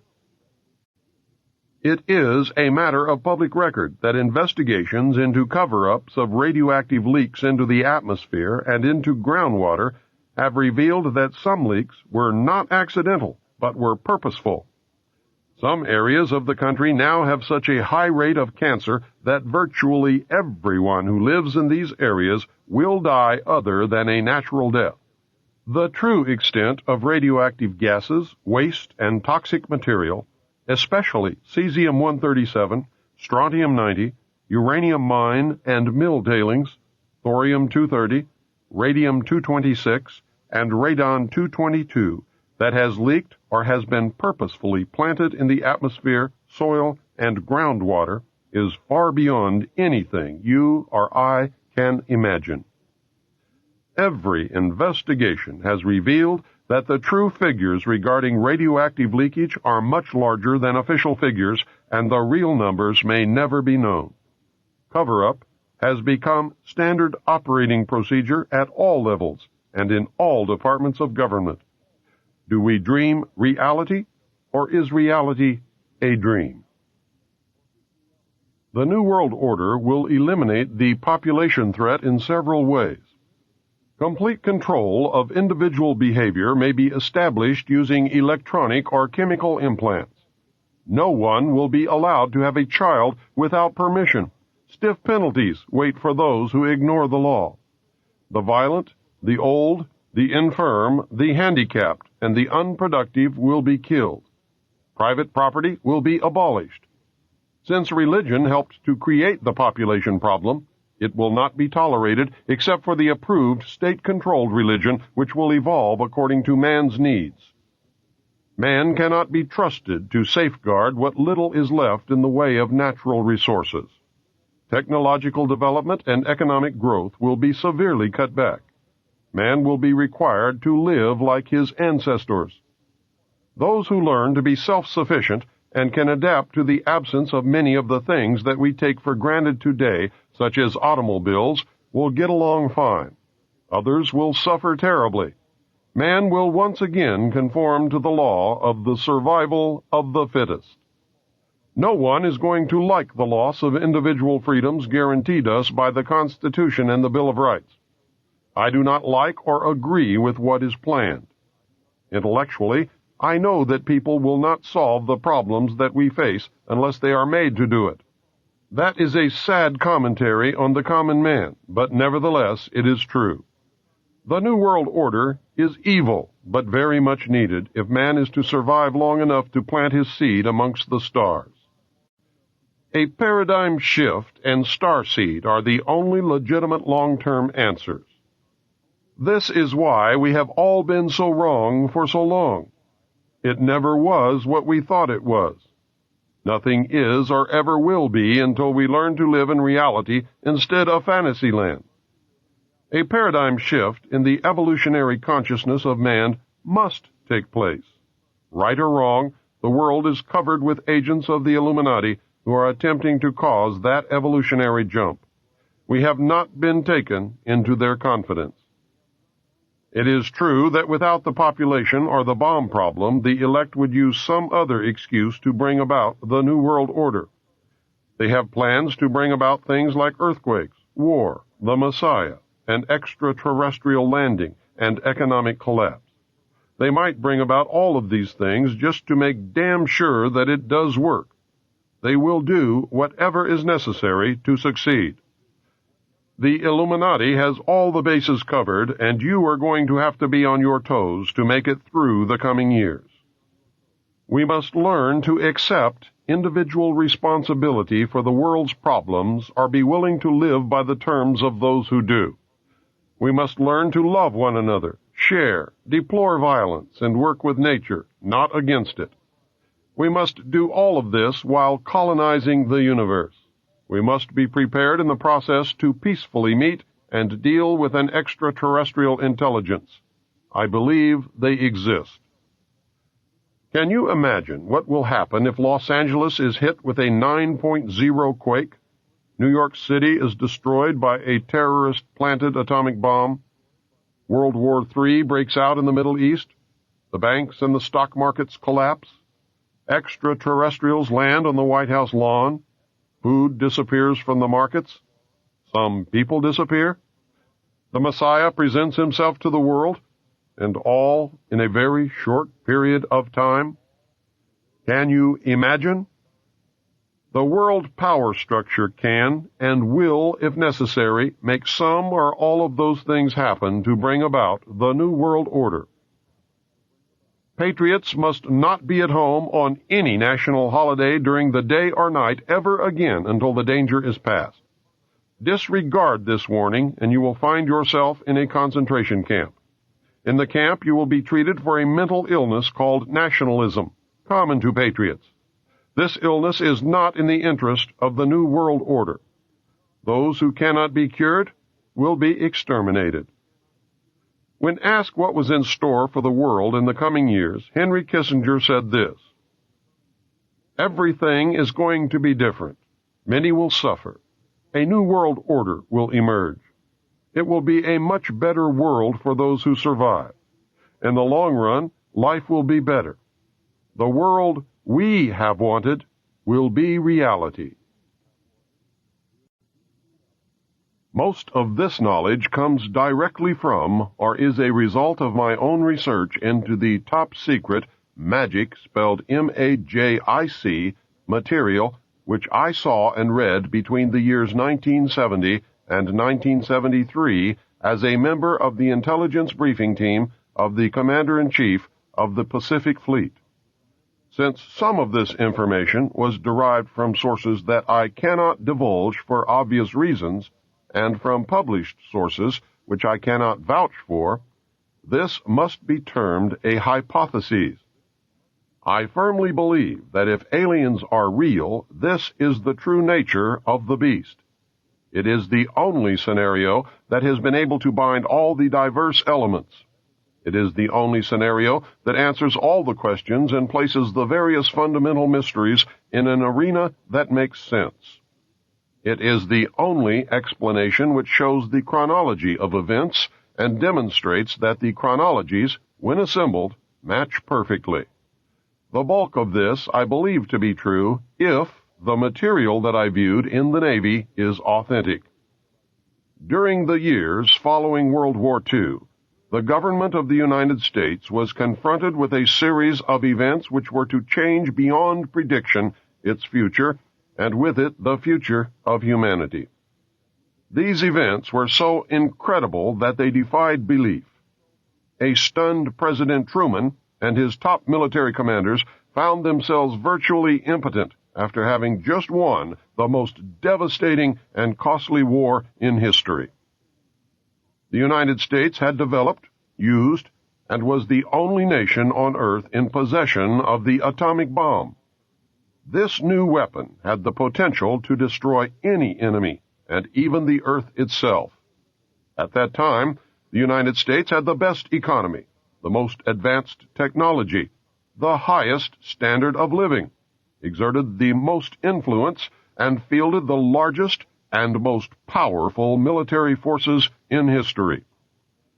We can only imagine the confusion and concern when the informed elite of the United States government discovered that an alien spacecraft piloted by insect-like beings from a totally incomprehensible culture had crashed in the desert of New Mexico.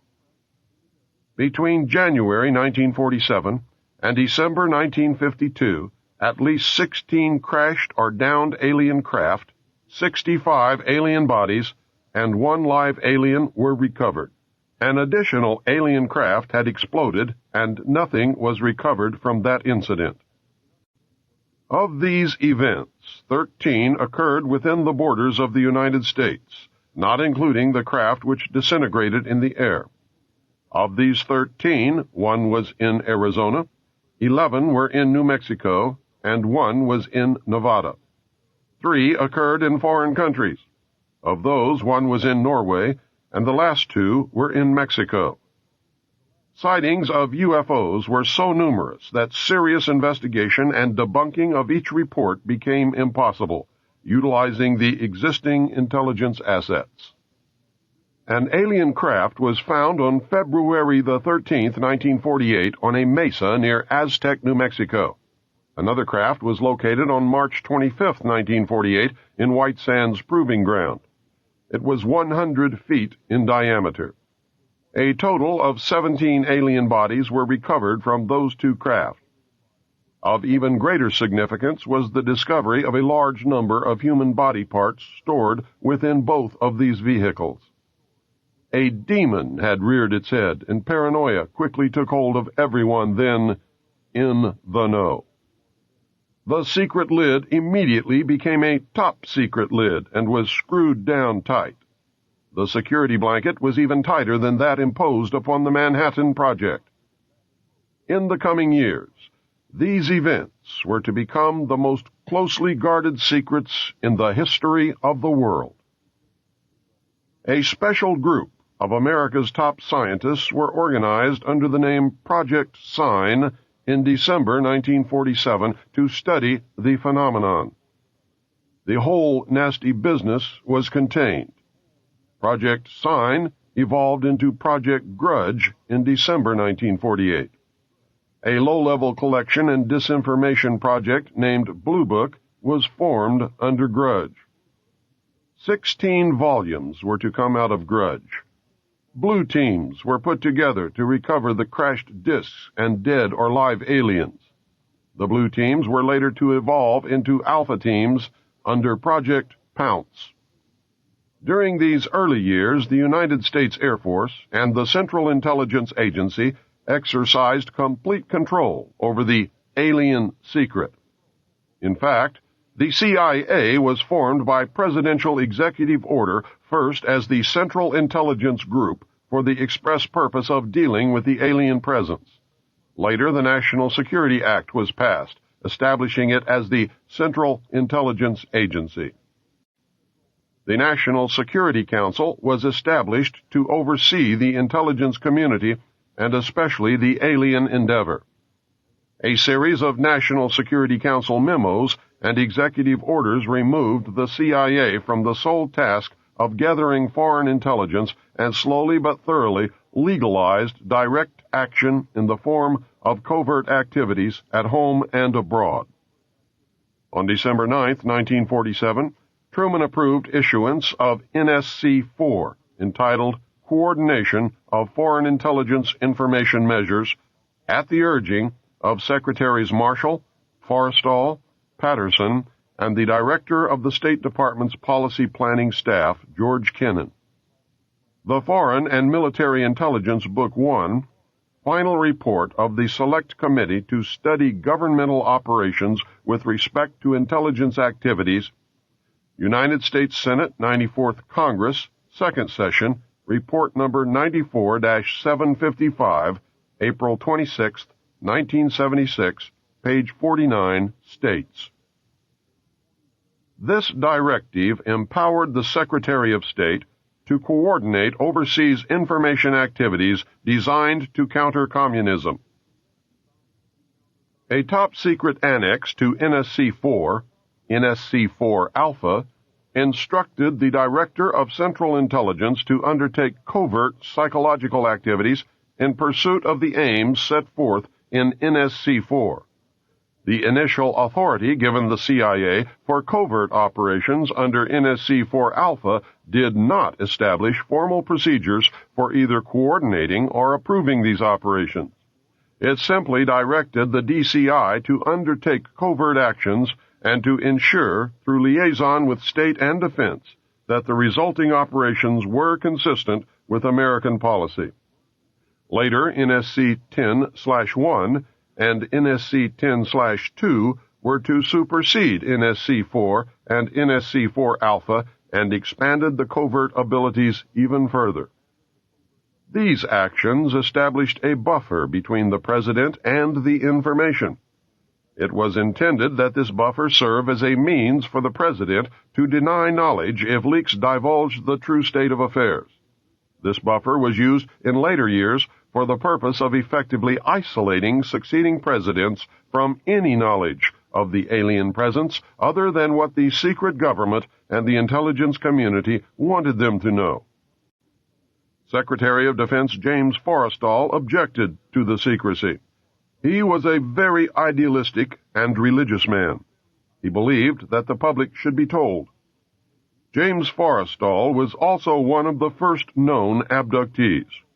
When he began to talk to leaders of the opposition party and leaders of the Congress about the alien problem, he was asked to resign by Truman. He expressed his fears to many people. Rightfully, he believed that he was being watched.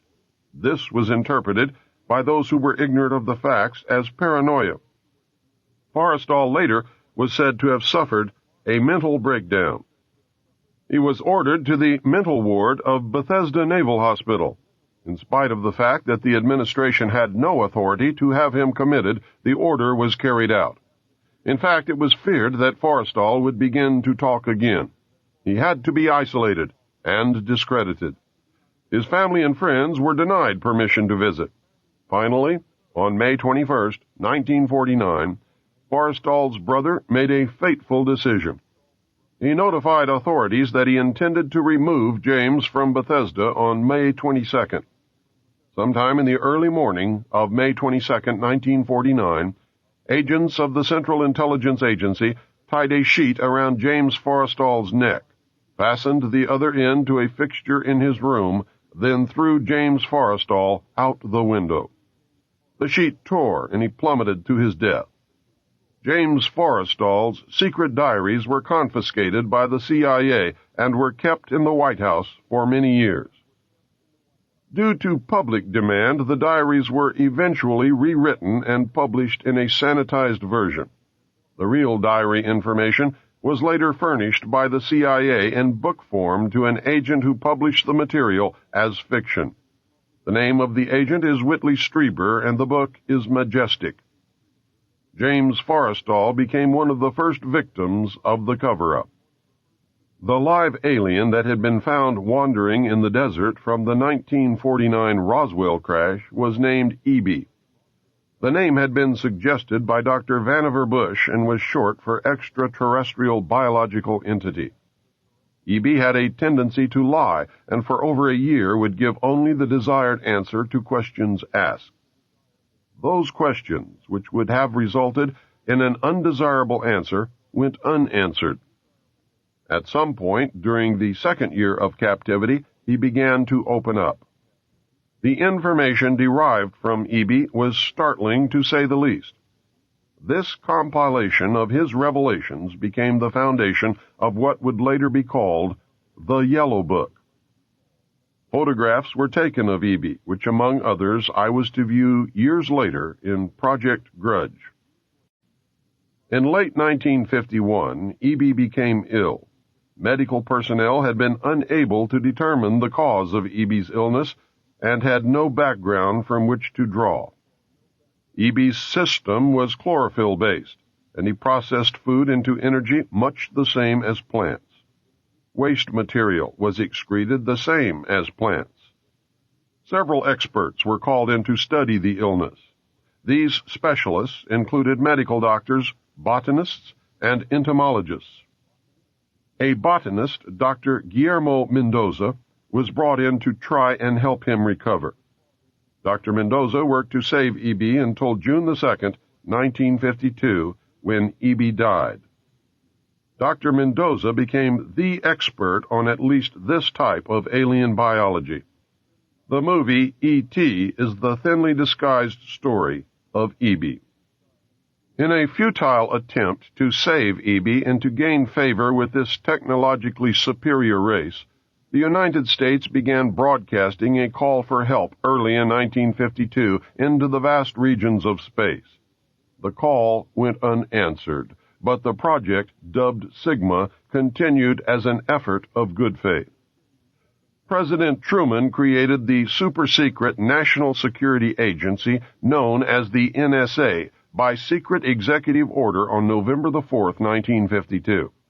Its primary purpose was to decipher the alien communications, language, and establish a dialogue with the extraterrestrials. This most urgent task was a continuation of the earlier effort.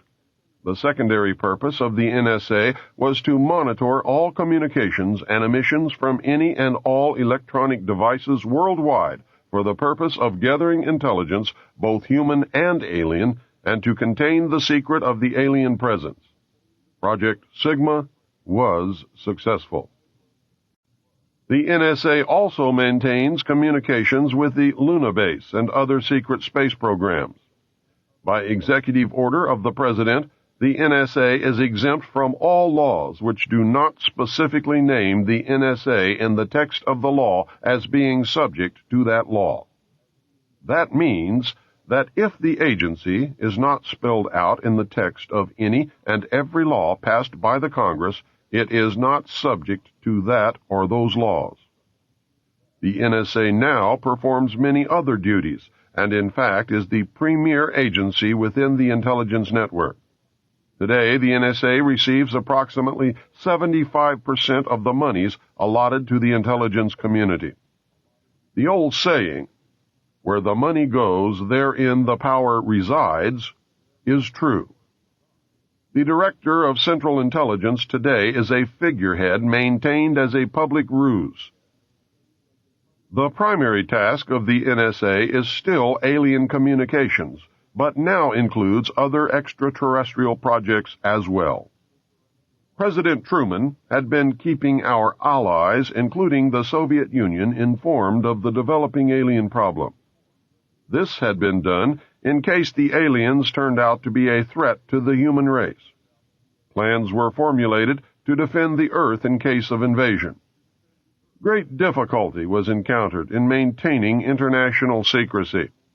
It was decided that an outside group was necessary to coordinate and control international efforts in order to hide the secret from the normal scrutiny of governments by the press.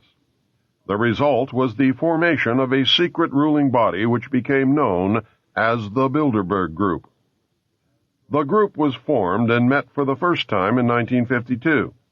They were named after the first publicly known meeting place, the Bilderberg Hotel. That public meeting took place in 1954. They were nicknamed the Bilderbergers. The headquarters of this group is in The Hague. The Bilderbergers evolved into a secret world government that now controls everything. The United Nations was then, and is now, an international joke. Beginning in 1953, a new president occupied the White House. He was a man used to a structured staff organization with a chain of command. His method was to delegate authority and rule by committee. He made major decisions, but only when his advisers were unable to come to a consensus. His normal method was to read through or listen to several alternatives and then approve one. Those who worked closely with him have stated that his favorite comment was, "Just do whatever it takes." He spent a lot of time on the golf course. This was not unusual for a man who had been career Army with the ultimate position of Supreme Allied Commander during a war, a post which had earned him 5 stars. The President was General of the Army Dwight David Eisenhower. During his first year in office, 1953, at least 10 more crashed discs were recovered along with 26 dead and 4 live aliens. Of the 10, 4 were found in Arizona, 2 in Texas, 1 in New Mexico, 1 in Louisiana, 1 in Montana, and 1 in South Africa. There were hundreds of sightings. Eisenhower knew that he had to wrestle and beat the alien problem. He knew that he could not do it by revealing the secret to the Congress. Early in 1953, the new president turned to his friend and fellow member of the Council on Foreign Relations, Nelson Rockefeller. Eisenhower and Rockefeller began planning the secret structure of alien task supervision, which was to become a reality within 1 year. The idea for MJ-12 was thus born. It was Nelson's uncle, Winthrop Aldrich, who had been crucial in convincing Eisenhower to run for president. The whole Rockefeller family, and with them, the Rockefeller empire, had solidly backed Ike. Eisenhower belonged heart and soul to the Council on Foreign Relations and the Rockefeller family. Asking Rockefeller for help with the alien problem was to be the biggest mistake Eisenhower ever made for the future of the United States and maybe for humanity. Within 1 week of Eisenhower's election, he had appointed Nelson Rockefeller chairman of a Presidential Advisory Committee on Government Organization. Rockefeller was responsible for planning the reorganization of the government, something he had dreamed of for many years. New Deal programs went into one single cabinet position called the Department of Health, Education, and Welfare. When the Congress approved the new cabinet position in April 1953, Nelson was named to the post of Undersecretary to Ovida Culp Hobby. In 1953, astronomers discovered large objects in space which were tracked moving toward the Earth. It was first believed that they were asteroids. Later evidence proved that the objects could only be spaceships. Project Sigma intercepted alien radio communications. When the objects reached the Earth, they took up a very high geosynchronous orbit around the equator. There were several huge ships, and their actual intent was unknown. Project Sigma and a new project, Plato, through radio communications using the computer binary language, were able to arrange a landing that resulted in face-to-face contact with alien beings from another planet. This landing took place in the desert. The movie Close Encounters of the Third Kind is a fictionalized version of the actual events. Project Plato was tasked with establishing diplomatic relations with this race of space aliens. A hostage was left with us as a pledge that they would return and formalize a treaty. In the meantime, a race of humanoid aliens landed at Homestead Air Force Base in Florida and successfully communicated with the United States government. This group warned us against the race orbiting the equator and offered to help us with our spiritual development. They demanded that we dismantle and destroy our nuclear weapons as the major condition. They refused to exchange technology, citing that we were spiritually unable to handle the technology we already possessed. These overtures were rejected on the grounds that it would be foolish to disarm in the face of such an uncertain future. There was no track record to read from. It may have been an unfortunate decision. A third landing at Muroc, now Edwards Air Force Base, took place in 1954. The base was closed for 3 days, and no one was allowed to enter or leave during that time. The historical event had been planned in advance. Details of a treaty had been agreed upon. Eisenhower arranged to be in Palm Springs on vacation. On the appointed day, the president was spirited to the base. The excuse was given to the press that he was visiting a dentist.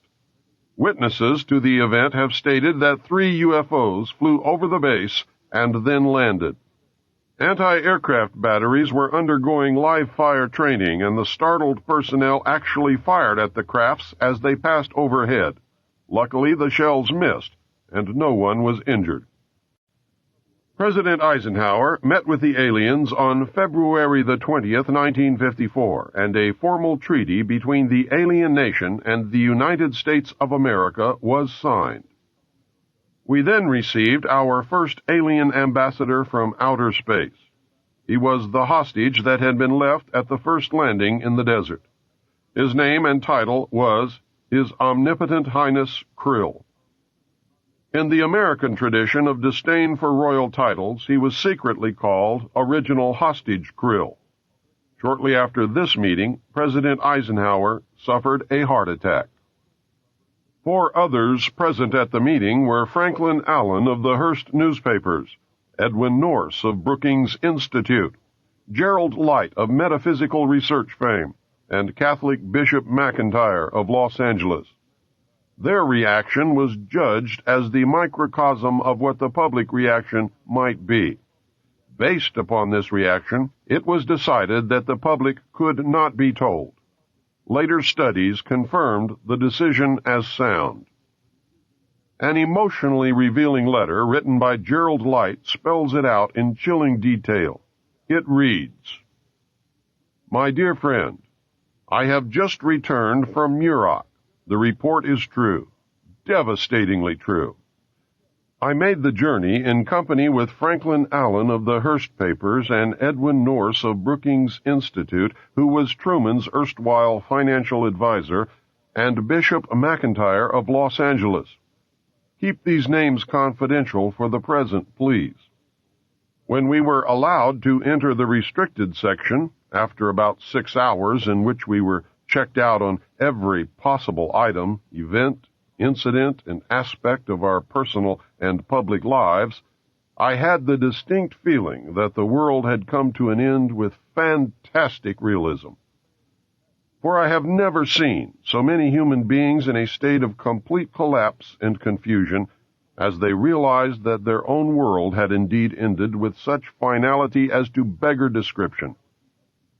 The reality of other plane aeroforms is now and forever removed from the realms of speculation and made a rather painful part of the consciousness of every responsible scientific and political group. During my 2 days' visit, I saw 5 separate and distinct types of aircraft being studied and handled by our Air Force officials, with the assistance and permission of the Etherians. I have no words to express my reactions. It has finally happened. It is now a matter of history.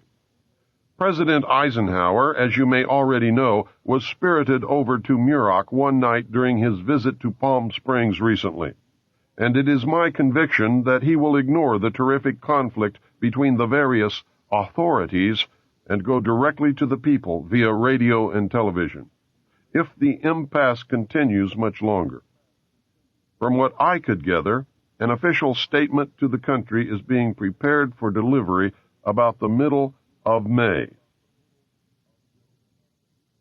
We know that no such announcement was ever made. The Silence Control Group won the day. We also know that 2 more ships, for which we can find no witnesses, either landed sometime after the 3 or were already at the base before the 3 landed. Gerald Light specifically states that 5 ships were present and were undergoing study by the Air Force. His metaphysical experience is evident in that he calls the entities Etherians. Gerald Light capitalized Etherians, calling attention to the fact that these beings might have been viewed as gods by Mr. Light. The alien emblem was known as the trilateral insignia and was displayed on the craft and worn on the alien uniforms. Both of these landings and the second meeting were filmed. These films exist today. The treaty stated that the aliens would not interfere in our affairs and we would not interfere in theirs. We would keep their presence on Earth a secret. They would furnish us with advanced technology and would help us in our technological development. They would not make any treaty with any other Earth nation. They could abduct humans on a limited and periodic basis for the purpose of medical examination and monitoring of our development, with the stipulation that the humans would not be harmed, would be returned to their point of abduction, would have no memory of the event, and that the alien nation would furnish Majesty 12 with a list of all human contacts and abductees on a regularly scheduled basis. It was agreed that each nation would receive the ambassador of the other for as long as the treaty remained in force. It was further agreed that the alien nation and the United States would exchange 16 personnel with the purpose of learning of each other. The alien guests would remain on Earth. The human guests would travel to the alien point of origin for a specified period of time, then return, at which point a reverse exchange would be made. A reenactment of this event was dramatized in the movie Close Encounters of the Third Kind. A tip-off to who works for whom can be determined by the fact that Dr. J. Allen Hynek served as the technical advisor for the film. I noticed that the top-secret report containing the official version of the truth of the alien question, entitled Project Grudge, which I read while in the Navy, was co-authored by Lieutenant Colonel Friend and Dr. J. Allen Hynek, who was cited as a Central Intelligence Agency asset attached to Project Grudge. Dr. Hynek, the one who debunked many legitimate UFO incidents when he functioned as the scientific member of the very public Project Blue Book. Dr. Hynek is the man responsible for the infamous "it was only swamp gas" statement. It was agreed that bases would be constructed underground for the use of the alien nation, and that 2 bases would be constructed for the joint use of the alien nation and the United States government. Exchange of technology would take place in the jointly occupied bases. These alien bases would be constructed under Indian reservations in the Four Corners area of Utah, Colorado, New Mexico, and Arizona, and one would be constructed in an area known as Dreamland. Dreamland was built in the Mojave Desert near or in a place called Yucca. I cannot remember if it was Yucca Valley, Yucca Flat, or Yucca Proving Ground, but Yucca Valley is what I always seem to want to say. More UFO sightings and incidents occur in the Mojave Desert of California than any other place in the world. So many, in fact, that no one even bothers to make reports. Anyone who ventures into the desert to talk to the residents will be astounded by the frequency of activity and with the degree of acceptance demonstrated by those who have come to regard UFOs as normal. According to the documents that I read, all alien areas are under complete control of the Naval Department. All personnel who work in these complexes receive their checks from the Navy through a subcontractor. The checks never make reference to the government or the Navy. Construction of the bases began immediately, but progress was slow. Large amounts of money were made available in 1957. Work continued on the Yellow Book. Project Red Light was formed, and experimentation in test-flying alien craft was begun in earnest. A super top-secret facility was built at Groom Lake in Nevada in the midst of the weapons test range. It was codenamed Area 51. The installation was placed under the Department of the Navy, and all personnel required a Q clearance as well as executive approval. This is ironic due to the fact that the President of the United States does not have clearance to visit this site. The alien base and exchange of technology actually took place in an area codenamed Dreamland above ground, and the underground portion was dubbed the Dark Side of the Moon. According to the documentation that I read, at least 600 alien beings actually resided full-time at this site, along with an unknown number of scientists and CIA personnel. Due to the fear of implantation, Only certain people were allowed to interface with the alien beings, and those personnel were and are watched and monitored continuously. The Army was tasked to form a super-secret organization to furnish security for the alien task projects. This organization became the National Reconnaissance Organization based at Fort Carson, Colorado. The specific teams trained to secure the projects were called Delta. Lieutenant Colonel James Bogreitz was a Delta Force commander. A second project, codenamed Snowbird, was promulgated to explain away any sightings of the red light crafts as being Air Force experiments. The Snowbird crafts were manufactured using conventional technology and were flown for the press on several occasions. Project Snowbird was also used to debunk legitimate public sightings of alien craft. Project Snowbird was very successful, and reports from the public declined steadily until recent years. A multi-million-dollar secret fund was organized and kept by the military office of the White House. This fund was used to build over 75 deep underground facilities.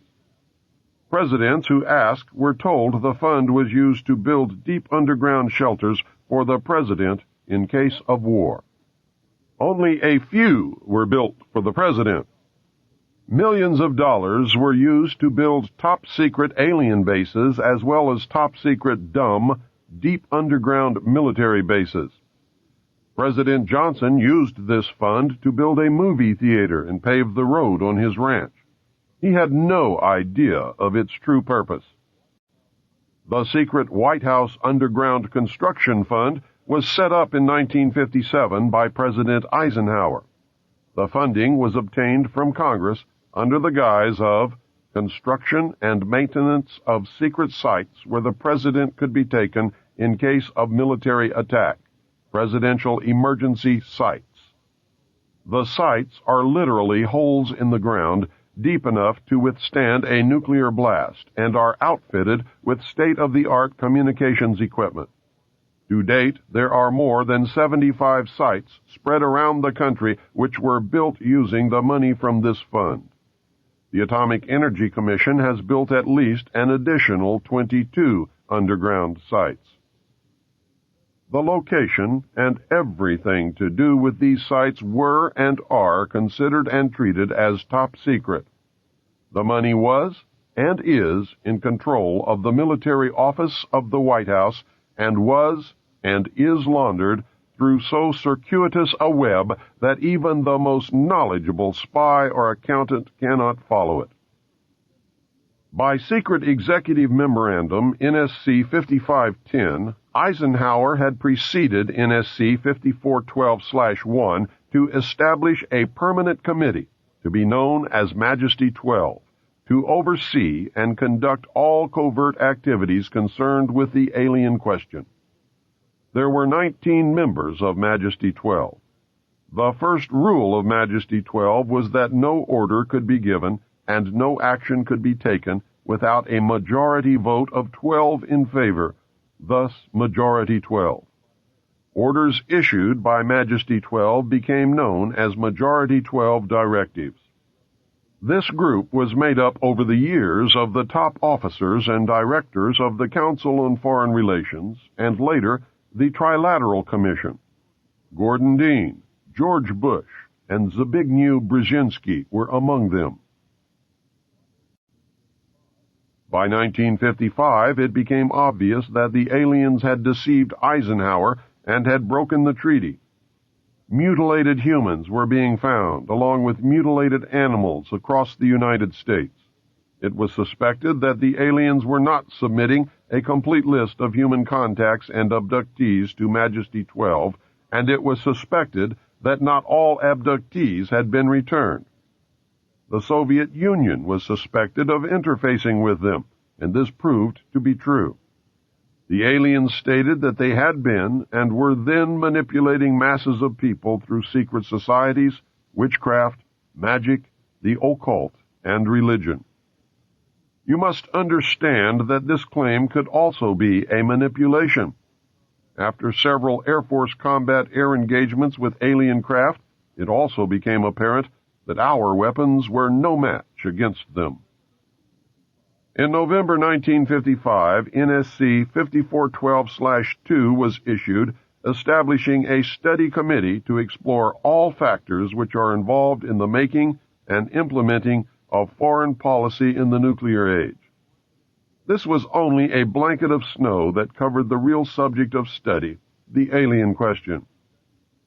By secret executive memorandum, NSC 5511 in 1954, President Eisenhower had commissioned the study group to examine all the facts, evidence, lies, and deception, and discover the truth of the alien question.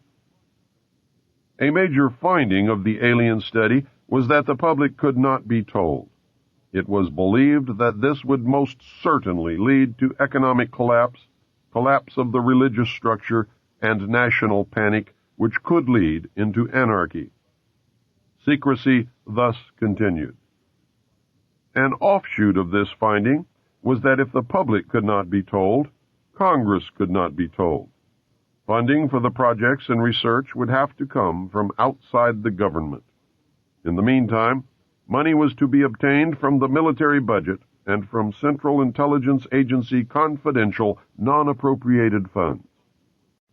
Another major finding was that the aliens were using humans and animals for a source of glandular secretions, enzymes, hormonal secretions, blood plasma, and possibly in genetic experiments. The aliens explained these actions as necessary to their survival.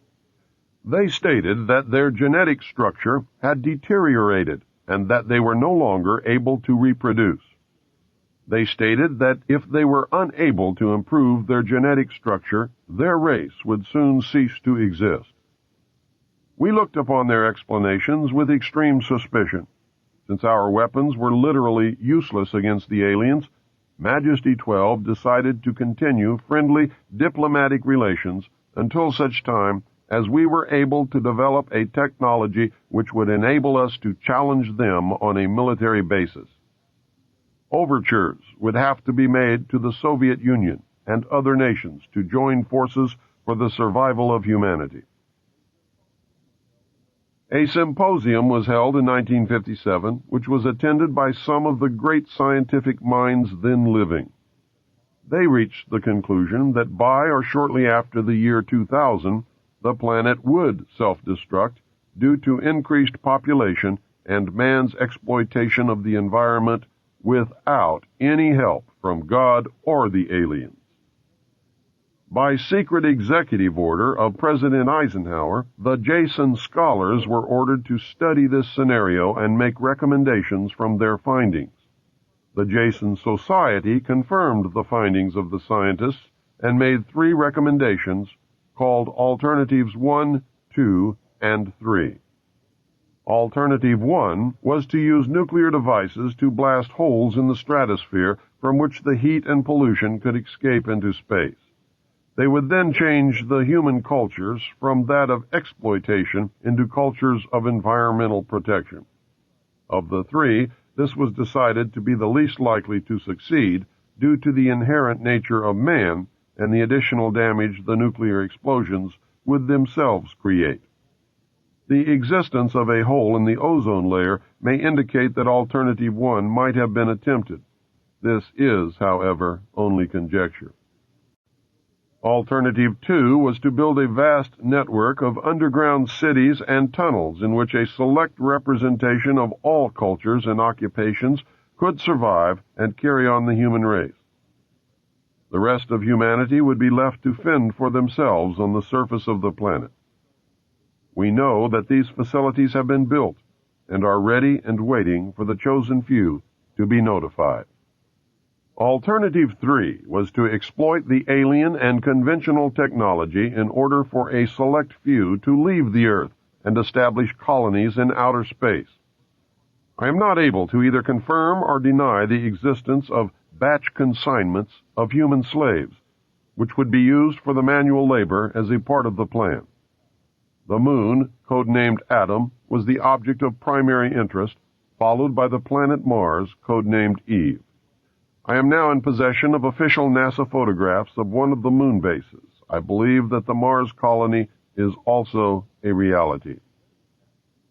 As a delaying action, all three alternatives included birth control, sterilization, and the introduction of deadly microbes to control or slow the growth of the Earth's population. AIDS is only one result of these plans. It was decided by the elite that since the population must be reduced and controlled, it would be in the best interest of the human race to rid ourselves of the undesirable elements of our society. Specific targeted populations included blacks, Hispanics, and homosexuals.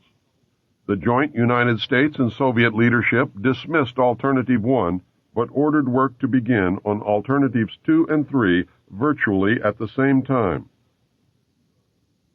In 1959, the RAND Corporation hosted a deep underground construction symposium. In the symposium report, machines are pictured and described which could bore a tunnel 45 feet in diameter at the rate of 5 feet per hour in 1959.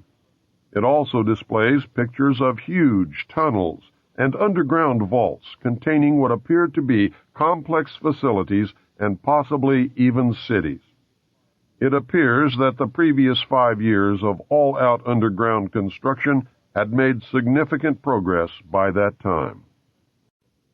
The official space program was boosted by President Kennedy in his inaugural address when he mandated that the United States put a man on the moon before the end of the decade.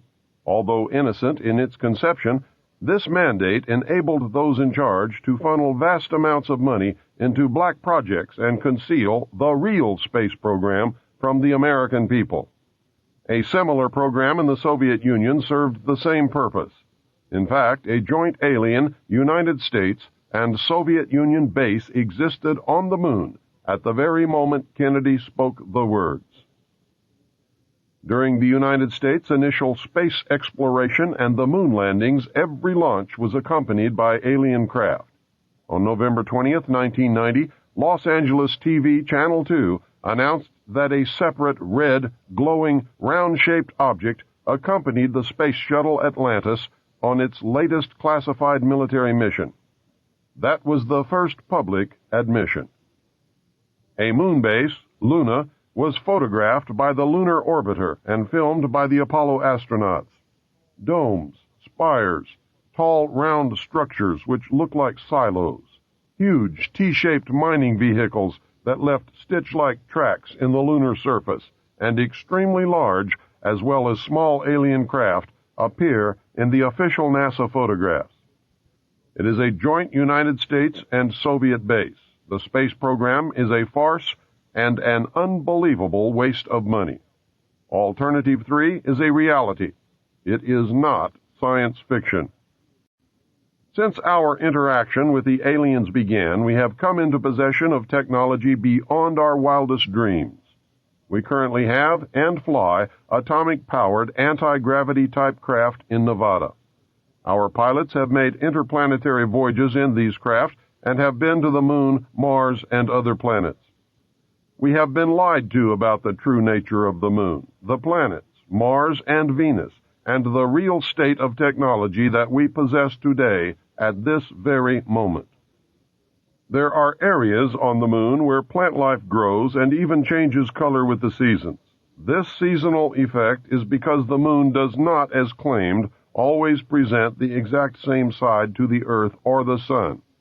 The moon has several man-made lakes and ponds upon its surface, and clouds have been observed and filmed in its atmosphere. It possesses a gravitational field, and man can walk upon its surface without a spacesuit, breathing from an oxygen bottle after undergoing decompression, the same as any deep-sea diver. I have the official NASA photographs. Some of them were published in the books We Discovered Alien Bases on the Moon by Fred Steckling and Someone Else is on the Moon. In 1969, a confrontation broke out between the Soviets and Americans at the lunar base. The Soviets attempted to take control of the base and held American scientists and personnel hostage. We were able to restore order, but not before 66 people were killed. The Soviets were suspended from the program for a period of 2 years. A reconciliation eventually took place, and once again we began to interact. Another plan is in force. It is the plan to prepare the public for eventual confrontation with an alien race. It could also intend to make you believe in an alien race that may not exist. The public is being bombarded with movies, radio, advertising, and TV programs depicting almost every aspect of the purported true nature of an alien presence. This includes the good and the bad. Look around and pay attention. Someone is planning to make their presence known, and the government is preparing you for it. They do not want any panic. The unprecedented number of sightings worldwide indicates that public exposure is not far off. Never in history have there been so many incidents involving UFOs, and never in history have there been so many official acknowledgments. For many years, the secret government has been importing drugs and selling them to the people, mainly the poor and minorities. Social welfare programs were put into place to create a dependent, non-working element in our society. The government then began to remove these programs to force people into a criminal class that did not exist in the 50s and 60s. The government encouraged the manufacture and importation of military firearms for the criminals to use. This is intended to foster a feeling of insecurity, which would lead the American people to voluntarily disarm themselves by passing laws against firearms. Using drugs and hypnosis on mental patients in a process called Orion, the CIA inculcated the desire in these people to open fire on schoolyards and thus inflame the anti-gun lobby. This plan is well underway and so far is working perfectly. The middle class is begging the government to do away with the Second Amendment. The media will convince the American people that a state of anarchy exists within the major cities. When public opinion has been won to this idea, they intend to state that a terrorist group armed with a nuclear weapon has entered the United States and that they plan to detonate this device in one of our cities. The government will then suspend the Constitution and declare martial law. The secret alien army of implanted humans and all dissidents, which translates into anyone they choose, will be rounded up and placed in the 1-mile square concentration camps which already exist. Are the people whom they intend to place in these concentration camps destined to make up the reported batch consignments of slave labor needed by the space colonies? The media, radio, TV, newspapers, and computer networks will be nationalized and seized. Anyone who resists will be taken or killed. This entire operation was rehearsed by the government and military in 1984 under the code name Rex 84 Alpha, and it went off without a hitch. When these events have transpired, the secret government and our alien takeover will be complete. Your freedom will never be returned, and you will live in slavery for the remainder of your life. You had better wake up, and you had better do it now. The conclusions are inescapable. 1. The secret power structure may believe that by our own ignorance or by divine decree, planet Earth will self-destruct sometime in the near future. These men sincerely believe that they are doing the right thing in their attempt to save the human race.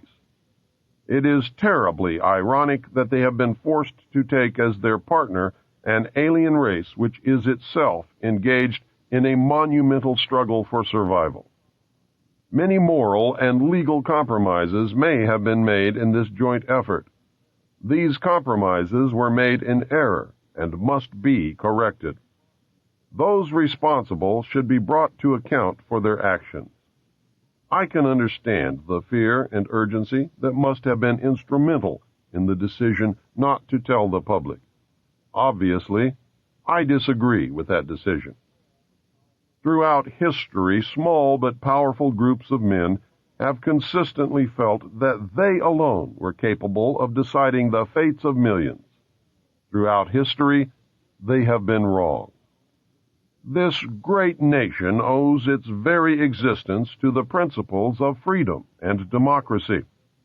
I believe with all my heart that the United States of America cannot and will not succeed in any effort that ignores those principles.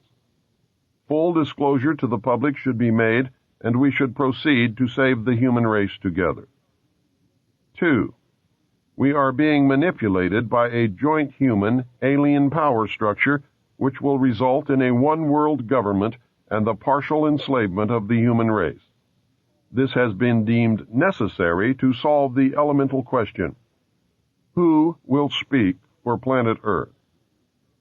It has been decided that man is not mature enough in his evolutionary development to be trusted to interact properly with an alien race. We already have enough trouble between the different human races, so what would happen if a totally alien extraterrestrial race was introduced? Would they be lynched, spit upon, or shot? Would discrimination result in nasty encounters that would doom humanity as a result of the aliens' obviously superior technology? Have our leaders decided to lock us in the playpen? The only way to prevent this scenario from taking place is to cause an evolutionary leap in consciousness, a paradigm shift for the entire human race. I have no idea how it can be done, but I know that it desperately needs to be done. It needs to be done very quickly and very quietly. 3. The government has been totally deceived, and we are being manipulated by an alien power, which will result in the total enslavement and/or destruction of the human race. We must use any and every means available to prevent this from happening. 4. If none of this is true, something else may be happening which is beyond our ability to understand at this moment. We must force disclosure of all of the facts, discover the truth, and act upon it.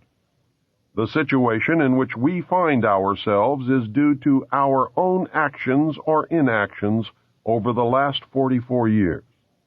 Because it is our own fault, we are the only ones who can change future events. Education seems to me to be a major part of the solution. The remaining part is the abolition of secrecy.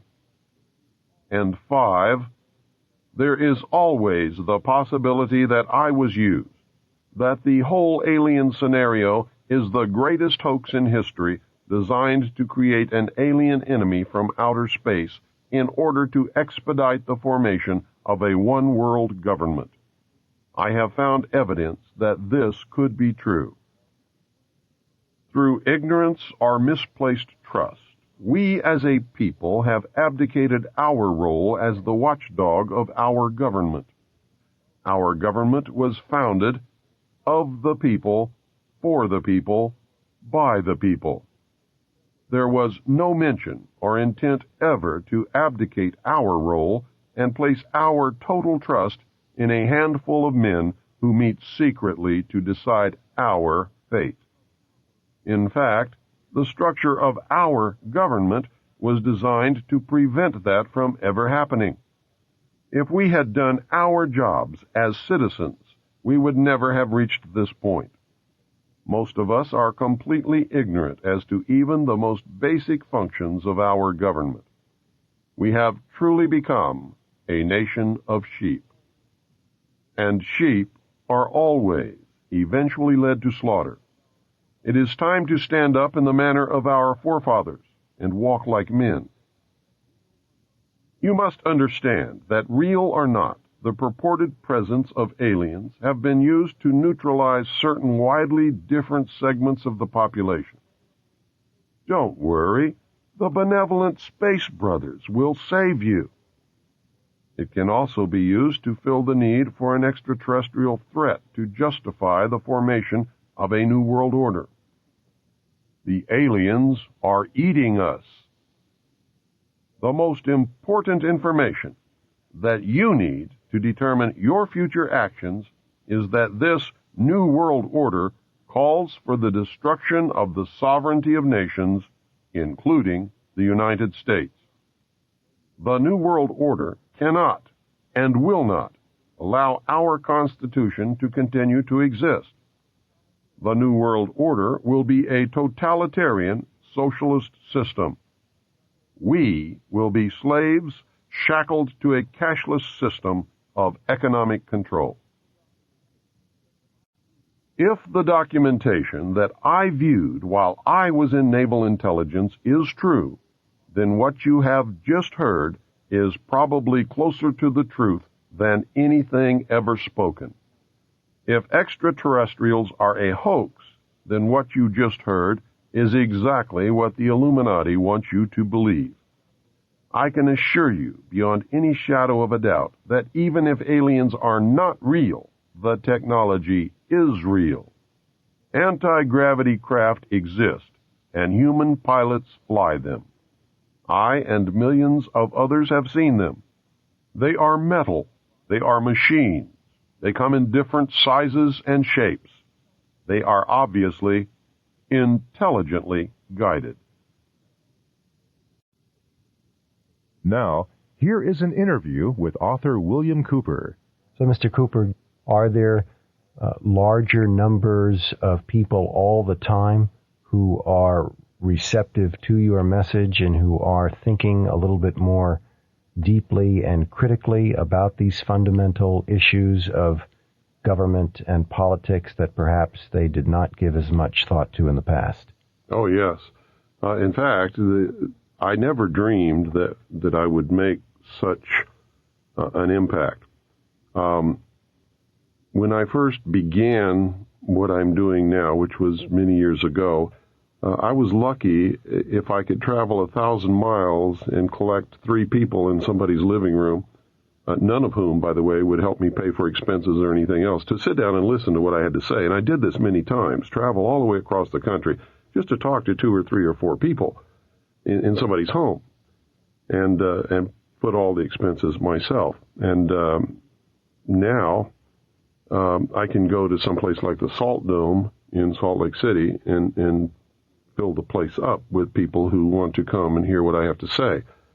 I think the radio broadcast has had a lot to do with it. My book has certainly been the number one underground book in the country for the last 8 or 9 years, and continues to be today. And I know that I'm really hitting the mark, and I'm really making people pay attention when the President of the United States, William Jefferson Clinton, names me in a White House memo, which Rush Limbaugh read on the air, as being the most dangerous radio host in America.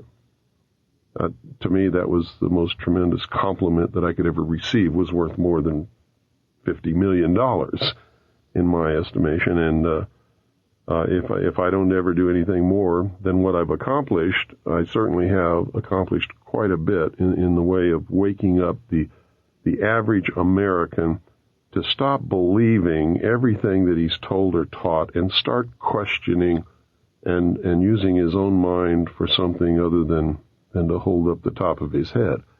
And I think that's happening. I think people are beginning to question and think and arrive at their own conclusions today a lot more than they ever have in history. Trusting people is what got us in this situation. And the whole concept that imperfect man can rule other imperfect men and it's going to turn out all right is the most ludicrous proposition that I've ever heard in my life. I think there are a number of people that agree with what you say, who are aware of some of these facts. Again, the question to ask is, given that there may be ills and abuses on the part of the government today, what would be something that a person interested in seeing change could do? What sort of advice would you give somebody who wanted to have an effect for the better, who would want to influence events so that we would begin moving towards a change? There are only two possible avenues of change at the present time. One is civil war, which we are heading toward right now. We're rushing toward a civil war in this country. And I foresee that that is probably the most reasonable expectation that we can see happening. Not that I want it to happen, not that a civil war is reasonable, but it's the reasonable conclusion after looking at the whole picture. The other is that we could somehow really educate the vast majority of what I call the American sheeple. These are people who are ignorant. Ignorant is not a bad word. It just means that they're without knowledge. If we could educate them and get them to understand that it is more important to stand up now and take a personal risk and educate other people and say that this has all got to stop, and be able to select our own candidates and make sure they get elected no matter what the press or the television or anybody else tells us about them. Put them in office, people who will support, protect, and defend the Constitution, like the liars and the charlatans who are in office now swear to do when they take their oath of office, but don't at all. Don't even attempt it, in fact. If you could get the people to do that, then there might be a possibility of a political, peaceful solution. But I can tell you right there that that's not going to happen. It's not going to happen in your wildest dreams, because most people spend the first 21 years of their life trying to get away from daddy and get away from home and become responsible and have their own responsibility in life. They spend the rest of their life, once they find out what that really means, in trying to find a daddy that will take care of them and take all the risk away from them and make sure that they have a job and that their diapers are changed and they have a bed to sleep in at night and a place to play and all of that kind of stuff, just like every other child in the world.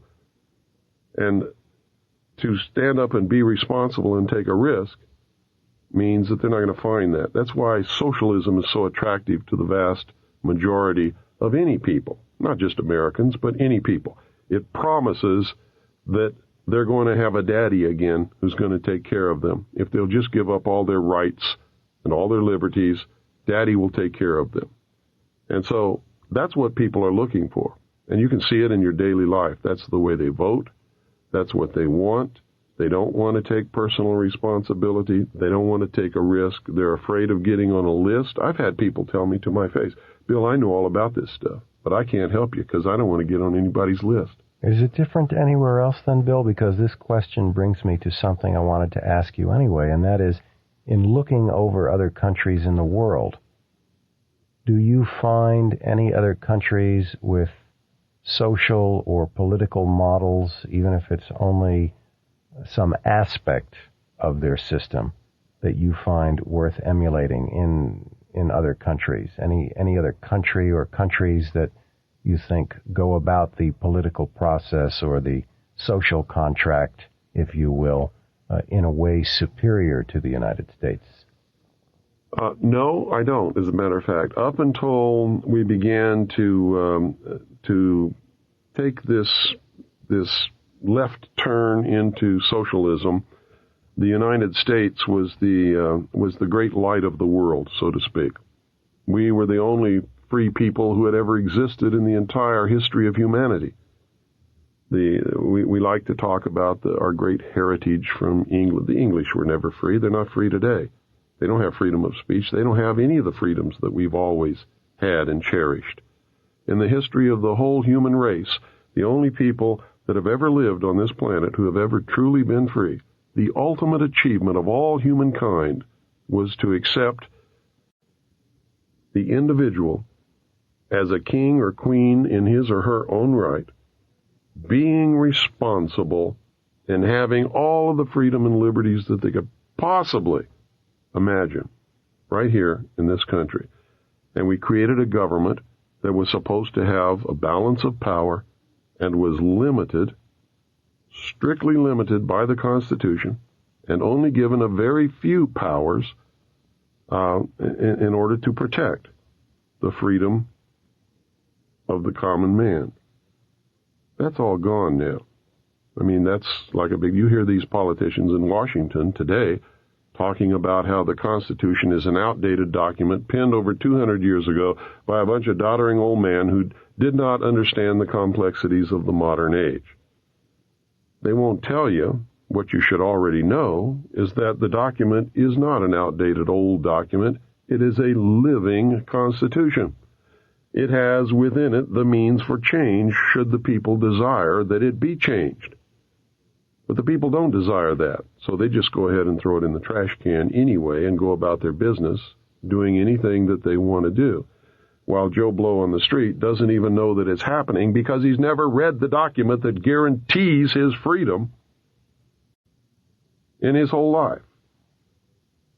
So, Mr. Cooper, given the controversial nature of so many of the things that you have studied with regard to government and the law and the abuses thereof, tell us a little bit about how it has affected your personal life. You're a family man with 2 children. What kind of impact has the work you've done had on your family? Well, that's quite an interesting question, and that doesn't get asked very much. But it's had a tremendous effect. If you want to find out how quickly society can turn against one, and I'm talking seriously here, stand up and tell the truth about just anything that you want to stand up and tell the truth about. It scares the living daylights out of everyone. And so the first thing that happens is you find out who your friends are and who your friends are not, because there's a great weeding out there. And it's not anything that you do on your part or that I've done on my part. They just disappear. And you find very quickly that people are afraid to be around you because that they can see the government being upset about what you're talking about, and they can see repercussions coming, and of course they have happened and will continue to happen. And ultimately, I really believe that there will be some kind of a terminal point where they decide that they're not just not going to put up with this pest anymore, and that's going to be the end of me. We have been literally financially in the ditch. We have found it impossible to get any kind of a normal job with anyone who knows anything about what I do. It's you can't go to church, you can't go to cocktail parties because everybody else is sitting around talking about the weather or, oh, what school did you go to? And when you have done the research and arrived at some of the answers that I know to be true now, those people become like kindergarten children. They're not in the real world, and I can't engage in that kind of a conversation. So you really find yourself in another world that has nothing to do with all of the rest of the people who are running around engaged in their activities that they think are so important then. And to them, they really are. But to me, they've lost the reality of what really is important, and they're about to lose their freedom to even discover those things at this point. May I ask you a last question, and that is, how would you like to be seen or remembered in future years when people look back and you think about the thrust of your work? What is it that you would like to be best remembered for? I think I would like to be remembered like Paul Revere was remembered. At a time when it was needed and nobody else would do it, I got on my horse and rode through the night and said, the British are coming. And this time it's not the British. although there's an element of the British here because England is a socialist country. I'm sure you know that. That's all. I'm not looking for any fame or any fortune. You certainly don't get rich doing what I'm doing. And infamous is probably the real word that describes what happens to you as far as public recognition in a world where political correctness is the theme of the day. You just don't do what I'm doing. So if anybody wants to remember me, I would certainly be pleased if they just remembered I did what was the responsible and the right thing to do at a time when nobody else had the guts to do it. Well, Cooper, thank you for your time. You're welcome. Phoenix Audio Copyright 2005. Produced by Michael Wiener. Audible hopes you have enjoyed this program.